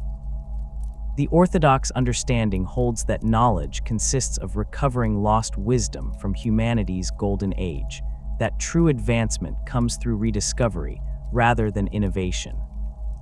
This philosophy creates clear boundaries around acceptable research. Studying recovered standard template construct systems serves the quest for knowledge, while attempting to create new technologies that have no precedent in human history constitutes dangerous innovation that risks repeating the mistakes that led to the Age of Strife. Hereteks reject these boundaries as artificial constraints that serve political interests rather than genuine theological principle. Dark Mechanicum prophets preach that the quest for knowledge requires embracing all sources of understanding, that limiting research to human precedent ignores vast repositories of wisdom available through studying Xeno's technology, consulting demonic entities, or experimenting with combinations of science and sorcery that orthodox doctrine prohibits. They argue that the machine god's true nature transcends human understanding, that the entity worshipped on Mars represents only one manifestation of a universal principle that governs all technology regardless of its origin. This interpretation positions Xeno's engineering and even chaos-corrupted devices as legitimate subjects for study, tools that can provide insights into the machine god's infinite complexity rather than corruptions to be destroyed without examination. The twisted logic of this position appeals to tech priests who have encountered technologies that operate according to principles that human science cannot explain. A magos who has studied Necron devices that violate thermodynamic laws or witnessed demon engines performing feats that should be impossible might find orthodox explanations unsatisfying. The insistence that such things simply represent lost human knowledge that will eventually be recovered through proper research ringing hollow against the evidence of their own observations. The heretic interpretation offers an alternative that acknowledges the reality of what they have witnessed while providing framework for understanding it. These technologies work because they tap into aspects of the machine god's nature that orthodox doctrine ignores, revealing truths that the Mechanicus's conservative theology cannot accommodate. The practical application of this heretical quest for knowledge produces research programs that combine multiple forbidden elements, creating synergies that generate capabilities exceeding what any single transgression could achieve. A heretic facility might house tech priests studying Xeno's technology alongside those researching demon binding, with both groups sharing insights that inform each other's work. The Xeno's researchers might discover that certain alien materials respond to warp energies in useful ways, information they pass to the demon binding specialists, who incorporate these materials into their binding rituals. The result produces demon engines that demonstrate enhanced stability or weapons that combine Xeno's principles with chaos enhancement, achieving performance characteristics that neither orthodox imperial technology nor pure dark mechanicum designs could match. These collaborative research efforts represent the heretic vision of what the quest for knowledge should encompass: unrestricted investigation that pursues understanding wherever it leads, combining insights from multiple sources without concern for doctrinal boundaries that limit orthodox research. The tech priests involved convinced themselves they serve the machine god more faithfully than their counterparts on Mars, that their willingness to embrace uncomfortable truths demonstrates greater devotion than the orthodox preference for comfortable ignorance. This self-justification allows them to maintain psychological equilibrium despite the magnitude of their heresies, viewing themselves as enlightened seekers after truth rather than corrupted traitors who have abandoned their sacred duties. The question of redemption and whether heretics can return to orthodox practice generates theological and practical debates that the Mechanicus has never resolved satisfactorily. The official position maintains that tech heresy represents corruption so fundamental that redemption becomes effectively impossible. A tech priest who has trafficked with demons, studied forbidden Xenos technology, or created abominations has polluted themselves beyond any purification that orthodox rituals can provide. This absolute stance serves political purposes by discouraging tech priests from even beginning to explore forbidden research, establishing clear consequences that make the initial transgression appear too costly to risk. However, the reality proves more complex than this absolute position acknowledges.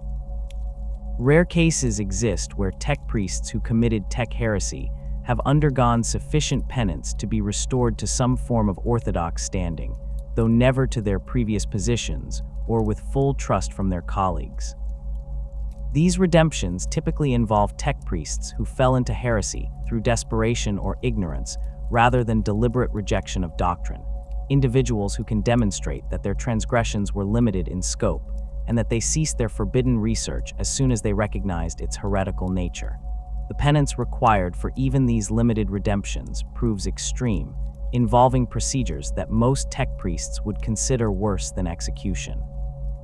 The process begins with complete confession, the heretic providing detailed documentation of every aspect of their forbidden research, every source they consulted, and every individual they contacted during their period of corruption.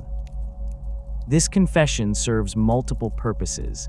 It allows the Mechanicus to assess the extent of contamination and identify others who might have been corrupted. It provides intelligence about heretic networks and their methodologies, and it demonstrates the penitent's willingness to cooperate fully with authorities. The confession process itself proves psychologically devastating, requiring the heretic to confront the magnitude of their transgressions, while knowing that this honesty will likely result in the execution of colleagues and the destruction of research they once considered valuable. Following confession comes purification, a series of rituals and procedures designed to cleanse the tech priest of corruption that might linger in their augmentations or consciousness. The process involves removing and destroying any augmentations that were installed during the period of heresy or that might have been exposed to corrupting influences. This removal often extends beyond components directly involved in forbidden research to include any augmentation that could potentially harbor hidden corruption, leaving the penitent with reduced capability compared to their previous state. The removed components receive no replacement until the purification process completes, forcing the tech priest to function with diminished capacity as part of their penance. The neural cleansing that follows proves even more invasive, involving direct manipulation of the tech priest's cognitive augmentations and memory systems to identify and eliminate any knowledge gained through heretical research.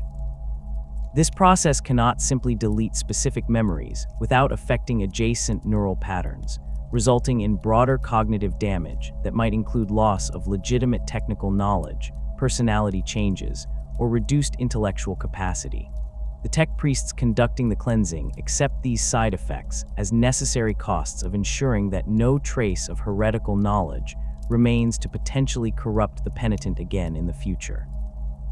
The individual undergoing cleansing must consent to this damage, accepting that serving the Omnissiah requires sacrificing portions of themselves that have been tainted beyond recovery. The period of supervised service that follows successful purification can last decades or even centuries, with the formerly corrupted tech priest assigned to duties that provide no opportunity for independent research or access to sensitive information. They might serve in maintenance roles that involve routine equipment repair according to established procedures, or in manufacturing positions where they execute predetermined assembly sequences without exercising judgment about design or methodology. This service occurs under constant observation, with assigned monitors reviewing their work and behavior for any signs that corruption might have survived the purification process. The penitent tech priest must demonstrate absolute adherence to orthodox doctrine over extended periods before authorities consider whether to grant them increased responsibility or trust. Even after completing this extensive penance, the redeemed tech priest never fully escapes the stigma of their past heresy. Their colleagues know they once fell, creating suspicion that colors all future interactions and limits advancement opportunities regardless of how faithfully they serve following redemption. Research positions remain permanently closed to them, as the Mechanicus refuses to risk that exposure to new knowledge might trigger relapse into forbidden investigation. Leadership roles prove similarly unattainable, since other tech priests would question any decisions made by someone whose judgment previously led them into heresy. The redeemed individual serves the Mechanicus in diminished capacity, their redemption representing survival rather than restoration to their previous status. The extreme nature of this redemption process serves as deterrent as much as genuine path to absolution. The Mechanicus makes clear that falling into tech heresy, even briefly, and for understandable reasons, results in consequences so severe that the cure rivals the disease in its destructiveness. A tech priest contemplating forbidden research must weigh potential benefits against not just the risk of execution if discovered, but also the possibility of surviving through redemption that will destroy much of what makes them who they are. This calculation encourages tech priests to report suspicious activities they observe, and to avoid even minor doctrinal violations that might start them down paths leading to more serious heresy. The theological debates surrounding tech heresy and redemption continue within Mechanicus circles, with different factions advocating for varying approaches to handling corrupted tech priests. Some argue for the current strict position, maintaining that any leniency would encourage transgression by suggesting that consequences might be avoided through sufficient penance. Others advocate for more nuanced evaluation that considers the specific circumstances of each case, arguing that treating all heresy as equally damning wastes tech priests who made mistakes but retain potential for valuable service. These debates rarely produce changes in official policy, but they influence how individual magi handle heresy cases within their jurisdictions, creating variations in enforcement that reflect the Mechanicus's decentralized authority structure. The impact of these theological considerations extends beyond individual cases to shape how the Mechanicus as institution approaches questions about knowledge, innovation, and the boundaries of acceptable research. The existence of the Dark Mechanicum as alternative vision of what the cult Mechanicus could become forces Orthodox tech priests to constantly justify their conservative approach, to explain why restrictions serve the machine god's interests rather than simply limiting human potential. This defensive posture influences doctrine in ways that make the Mechanicus even more rigid than it might otherwise be, as authorities overcompensate for the threat of corruption by tightening controls and restricting research that might be acceptable if the Dark Mechanicum did not exist as cautionary example of where theological flexibility leads. The competition between orthodox and heretical visions of technological transcendence ultimately shapes the Mechanicus's character as much as any formal doctrine or historical precedent. Every tech priest must navigate the tension between curiosity that drives the quest for knowledge and caution that prevents that quest from leading into forbidden territory. The theological framework that the Mechanicus provides for making these judgments proves simultaneously essential and inadequate. Essential because without clear doctrine, the organization would fragment into countless competing factions pursuing incompatible goals. Inadequate because the complexity of technology and the infinite variety of situations that tech priests encounter make universal rules impossible to formulate. The result creates an institution that functions through constant negotiation between principle and pragmatism, between the ideal of perfect orthodoxy and the reality that serving the Imperium requires flexibility that doctrine cannot always accommodate. The Great Rift's eruption transformed the galaxy in ways that even the Horus heresy had not achieved, tearing reality itself apart and creating a wound in space that divided the Imperium into two struggling halves.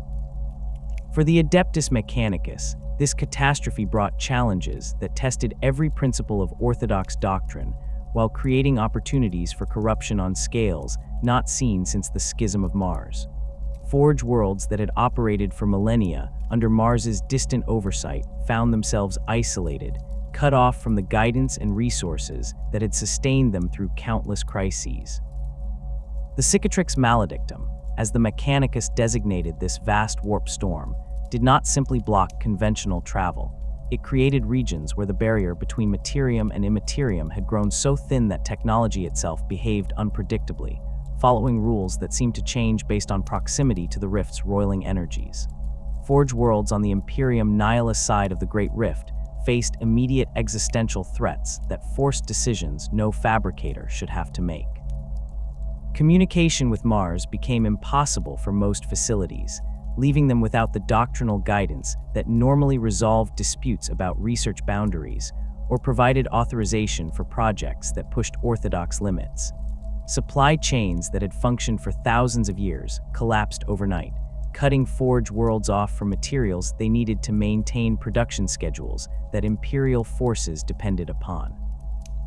The military situation deteriorated as Chaos forces emerged from the rift in numbers that overwhelmed local defenses, while Xenos races took advantage of Imperial weakness to launch their own offensives against vulnerable targets. These pressures created conditions where desperate fabricators authorized research they would have rejected under normal circumstances, justifying forbidden experimentation as necessary for survival. A Forge world facing imminent conquest by Chaos forces might begin studying captured demon engines, arguing that understanding enemy technology represented the only path to developing effective countermeasures. Another facility cut off from standard material supplies could start incorporating Xenos components into Imperial designs, reasoning that maintaining production capacity served the Omnissiah's interests, even if it required doctrinal compromise. Each decision seemed defensible in isolation, motivated by genuine desire to serve the Imperium rather than deliberate heresy, but the cumulative effect moved these Forge worlds steadily away from orthodox practice. The isolation also removed the oversight mechanisms that normally detected and corrected doctrinal drift before it progressed to outright heresy. Inspectors from Mars could not reach facilities on the far side of the Great Rift, and the Forge worlds themselves lacked resources to conduct the kind of rigorous internal policing that prevented corruption under normal conditions. Tech priests who might have reported suspicious research to higher authorities found themselves with no one to report to, while those conducting borderline heretical work faced no external pressure to justify their methods or demonstrate adherence to established protocols. The result created environments where tech heresy could develop and spread without the immediate consequences that would normally follow discovery. Some Forge worlds embraced their isolation as liberation from restrictions they had long resented. Fabricators who had chafed under Mars's conservative doctrine saw the Great Rift as opportunity to pursue research that would never receive authorization through normal channels. These facilities did not fall to chaos corruption in the conventional sense. Their tech priests maintained loyalty to the Imperium and continued supplying Imperial forces with weapons and equipment. However, the methods they employed to maintain production and develop new technologies incorporated principles that Orthodox Mechanicus doctrine condemned as heretical. They justified these transgressions by pointing to results, arguing that their innovations provided Imperial forces with capabilities that Orthodox methodology could never achieve. The Forge world of Styges VIII exemplified this pragmatic approach to doctrinal flexibility, having already possessed reputation for pushing boundaries before the Great Rift's emergence. Located in the Segmentum Obscurus, and known for extensive xenotech research programs, Styges 8 found itself isolated but relatively secure compared to many facilities on the dark side of the rift. The Forge World's ruling council decided that their isolation provided opportunity to accelerate research programs that Mars had previously restricted, developing technologies that combined Imperial and Xenos principles in ways that produced superior performance compared to standard designs. The weapons and equipment that Styges 8 shipped to Imperial forces demonstrated capabilities that exceeded orthodox specifications, raising questions among recipients about how these improvements had been achieved.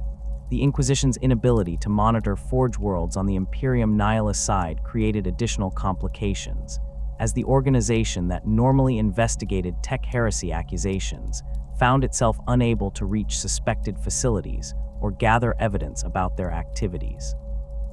Inquisitors operating in the Imperium Sanctus received reports about Forge Worlds conducting questionable research beyond the Great Rift, but they could do nothing to investigate these claims or intervene if the accusations proved accurate.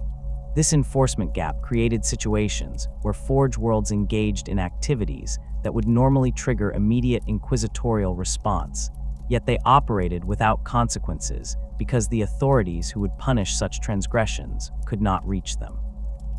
The emergence of Belisarius Cawl as the Imperium's most prominent tech priest brought these tensions between innovation and orthodoxy into sharp focus, creating debates that divided the Mechanicus more deeply than any theological dispute since the Horus Heresy.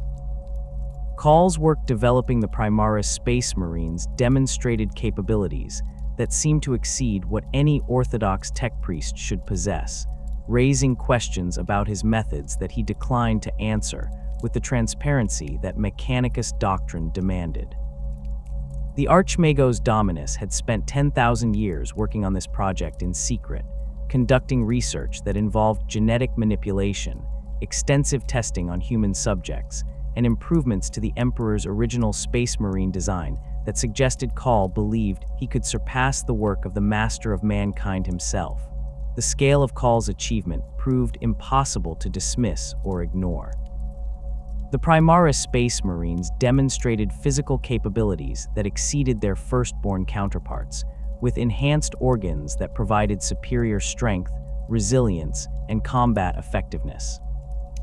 The new patterns of power armor and weapons that Cawl developed for these warriors incorporated technologies that the Mechanicus had not seen since the Great Crusade, suggesting either that Cawl had access to archaeotech repositories unknown to Mars, or that he had developed genuinely new designs rather than recovering lost knowledge. Either possibility raised concerns about how he had accomplished this work and what methods he had employed during his millennia of secret research.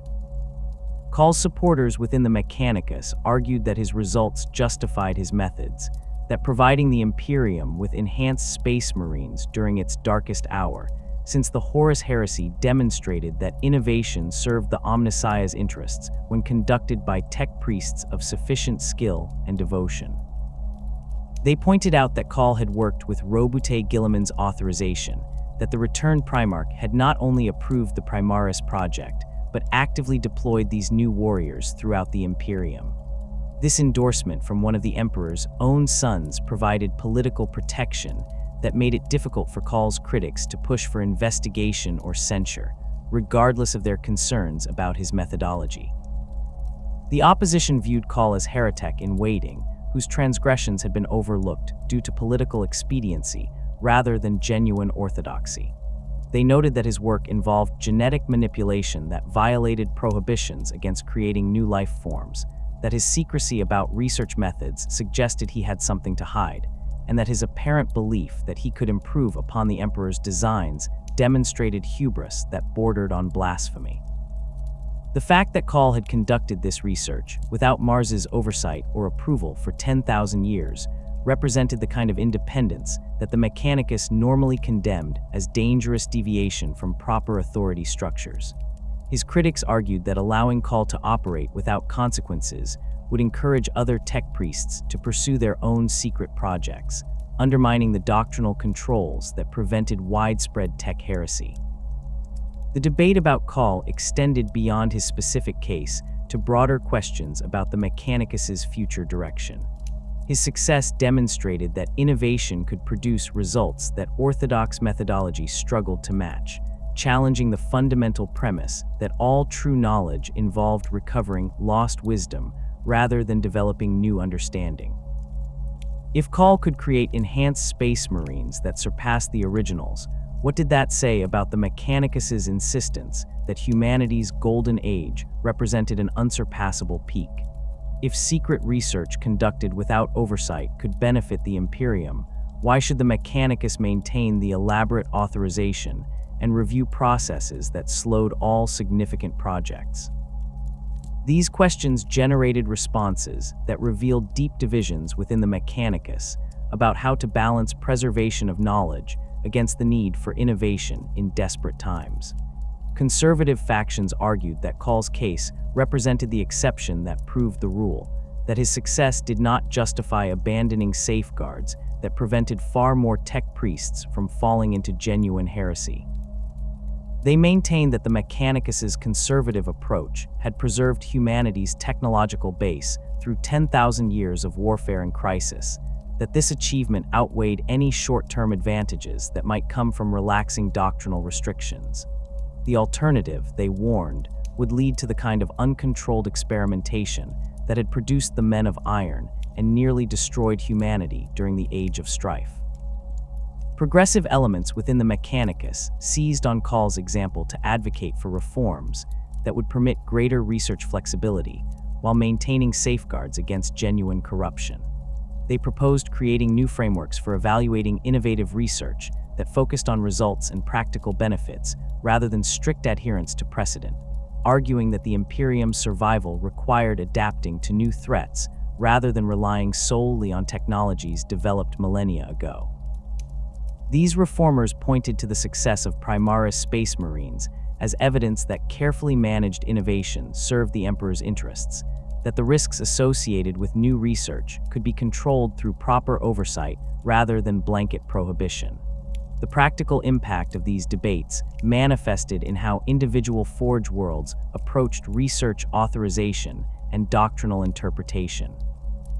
Some fabricators used Call's example to justify approving projects they would have rejected previously, arguing that the Archmagos Dominus had established precedent for innovation when circumstances demanded it. Other facilities doubled down on orthodox restrictions, viewing the controversy around Call as evidence that the Mechanicus needed to reinforce traditional doctrine rather than weakening it. This divergence in approach created situations where research considered acceptable on one Forge world would be condemned as heretical on another, fragmenting the Mechanicus's doctrinal unity in ways that complicated efforts to maintain consistent standards across the organization. The Dark Mechanicum's response to the Great Rift demonstrated how chaos forces exploited the opportunities that this catastrophe created. Hellforges within the Eye of Terror increased production of demon engines and corrupted technology, supplying the waves of chaos forces that poured through the Cicatrix Maledictum to assault Imperial territories on both sides of the divide. The Dark Mechanicum also launched targeted corruption campaigns against isolated Forge worlds, sending infiltrators and corrupted data cores to facilities cut off from Mars's guidance and support. These efforts achieved success rates that would have been impossible before the Great Rift, as desperate tech priests proved more willing to accept aid from questionable sources when facing existential threats without hope of legitimate reinforcement. The Indomitus Crusade's efforts to reunite the sundered Imperium brought Mechanicus forces into sustained contact with Forge worlds that had been isolated since the Great Rift's emergence, revealing the extent of doctrinal drift and corruption that had occurred during this period. Crusade fleets discovered facilities conducting research that violated multiple orthodox prohibitions, employing methods that their tech priests defended as necessary adaptations to changed circumstances. Some of these Forge worlds had maintained genuine loyalty to the Imperium despite their doctrinal violations, continuing to supply Imperial forces while employing questionable manufacturing techniques. Others had fallen to more serious corruption, with chaos influence spreading through their facilities in ways that required purging rather than correction. The challenge facing Mechanicus authorities involved determining appropriate responses to these discoveries. Purging every forge world that had deviated from orthodox practice would eliminate production capacity that the Imperium desperately needed, potentially doing more damage than the doctrinal violations themselves. However, allowing these transgressions to stand without consequences would effectively legitimize the innovations that isolated forge worlds had developed, undermining the doctrinal controls that prevented more serious corruption. The Mechanicus found itself forced to make pragmatic calculations about which violations could be overlooked and which required intervention, creating precedents that would influence how the organization handled similar situations in the future. The eternal tension between preservation and innovation that had defined the Mechanicus since its founding reached new intensity in the 42nd millennium, as the organization confronted challenges that orthodox methodology struggled to address effectively. The technological stagnation that critics had long identified as the Mechanicus's fundamental weakness proved both liability and protection in this new era. The conservative approach prevented rapid adaptation to new threats, leaving Imperial forces equipped with weapons and equipment that had not significantly improved in thousands of years, while their enemies deployed innovations that exploited known vulnerabilities. However, this same conservatism also limited the spread of corruption by restricting research that might lead tech priests into heresy, maintaining doctrinal boundaries that prevented wholesale abandonment of orthodox principles. The paradox manifested in how the Mechanicus's structure simultaneously enabled and prevented tech heresy. The organization's vast size and decentralized authority meant that individual forge worlds operated with substantial independence, creating opportunities for doctrinal deviation that would be impossible in more tightly controlled institutions. Tech priests pursuing questionable research could often find facilities willing to support their work, or at least look the other way while it proceeded. This flexibility allowed the Mechanicus to adapt to local conditions and pursue diverse research approaches that occasionally produced valuable innovations. However, the same decentralization that permitted beneficial deviation also enabled genuine heresy to develop and spread, as corrupted tech priests exploited the gaps in oversight to conduct forbidden research that served chaos rather than imperial interests. The theological framework that justified the Mechanicus's conservative approach proved both its greatest strength and most significant limitation. The belief that all true knowledge involved recovering lost wisdom rather than developing new understanding created clear boundaries around acceptable research, preventing tech priests from pursuing innovations that might lead into dangerous territory. This doctrine preserved humanity's technological base through millennia of warfare and crisis, ensuring that knowledge accumulated during better times survived into darker eras. However, the same principles that protected against loss also prevented adaptation, leaving the Imperium dependent on technologies that had been developed for different threats and different strategic situations than those it faced in the 42nd millennium. The question of whether the Mechanicus could reform itself to permit greater innovation while maintaining protections against corruption remained unresolved as the Imperium entered its darkest era since the Horus Heresy. The organization's history suggested that significant change came only through catastrophic crisis that forced adaptation, with the Schism of Mars representing the last time that the Mechanicus had undergone fundamental transformation. The Great Rift and its consequences might provide the impetus for similar change, creating conditions where the organization either adapted to new realities or faced irrelevance, as other institutions developed the technological capabilities that the Mechanicus could no longer provide. The tech heresy that plagued the Mechanicus throughout its history would continue shaping the organization's future regardless of what reforms might be implemented. The fundamental drives that led tech priests into forbidden research, curiosity about how things worked, desire to help the Imperium by developing superior weapons, frustration with restrictions that seemed to serve political rather than theological purposes, would persist as long as the Mechanicus maintained its current structure and doctrine. The challenge facing the organization involved finding ways to channel these drives toward productive ends while preventing them from leading into genuine corruption, a balance that had eluded the Mechanicus for 10,000 years and showed no signs of becoming easier in the millennium ahead. The future of tech heresy in the 42nd millennium would be shaped by how the Mechanicus responded to the pressures that the Great Rift and Indomitus Crusade had created. If the organization chose to maintain strict orthodox doctrine despite changed circumstances, it would likely see increasing rates of doctrinal violation as tech priests concluded that survival required methods that authorities condemned. If it pursued reform that permitted greater innovation, it risked opening pathways to corruption that orthodox restrictions had successfully blocked. Either path carried dangers that could fundamentally alter the Mechanicus's character, potentially leading to transformation as significant as the Schism of Mars had produced millennia earlier.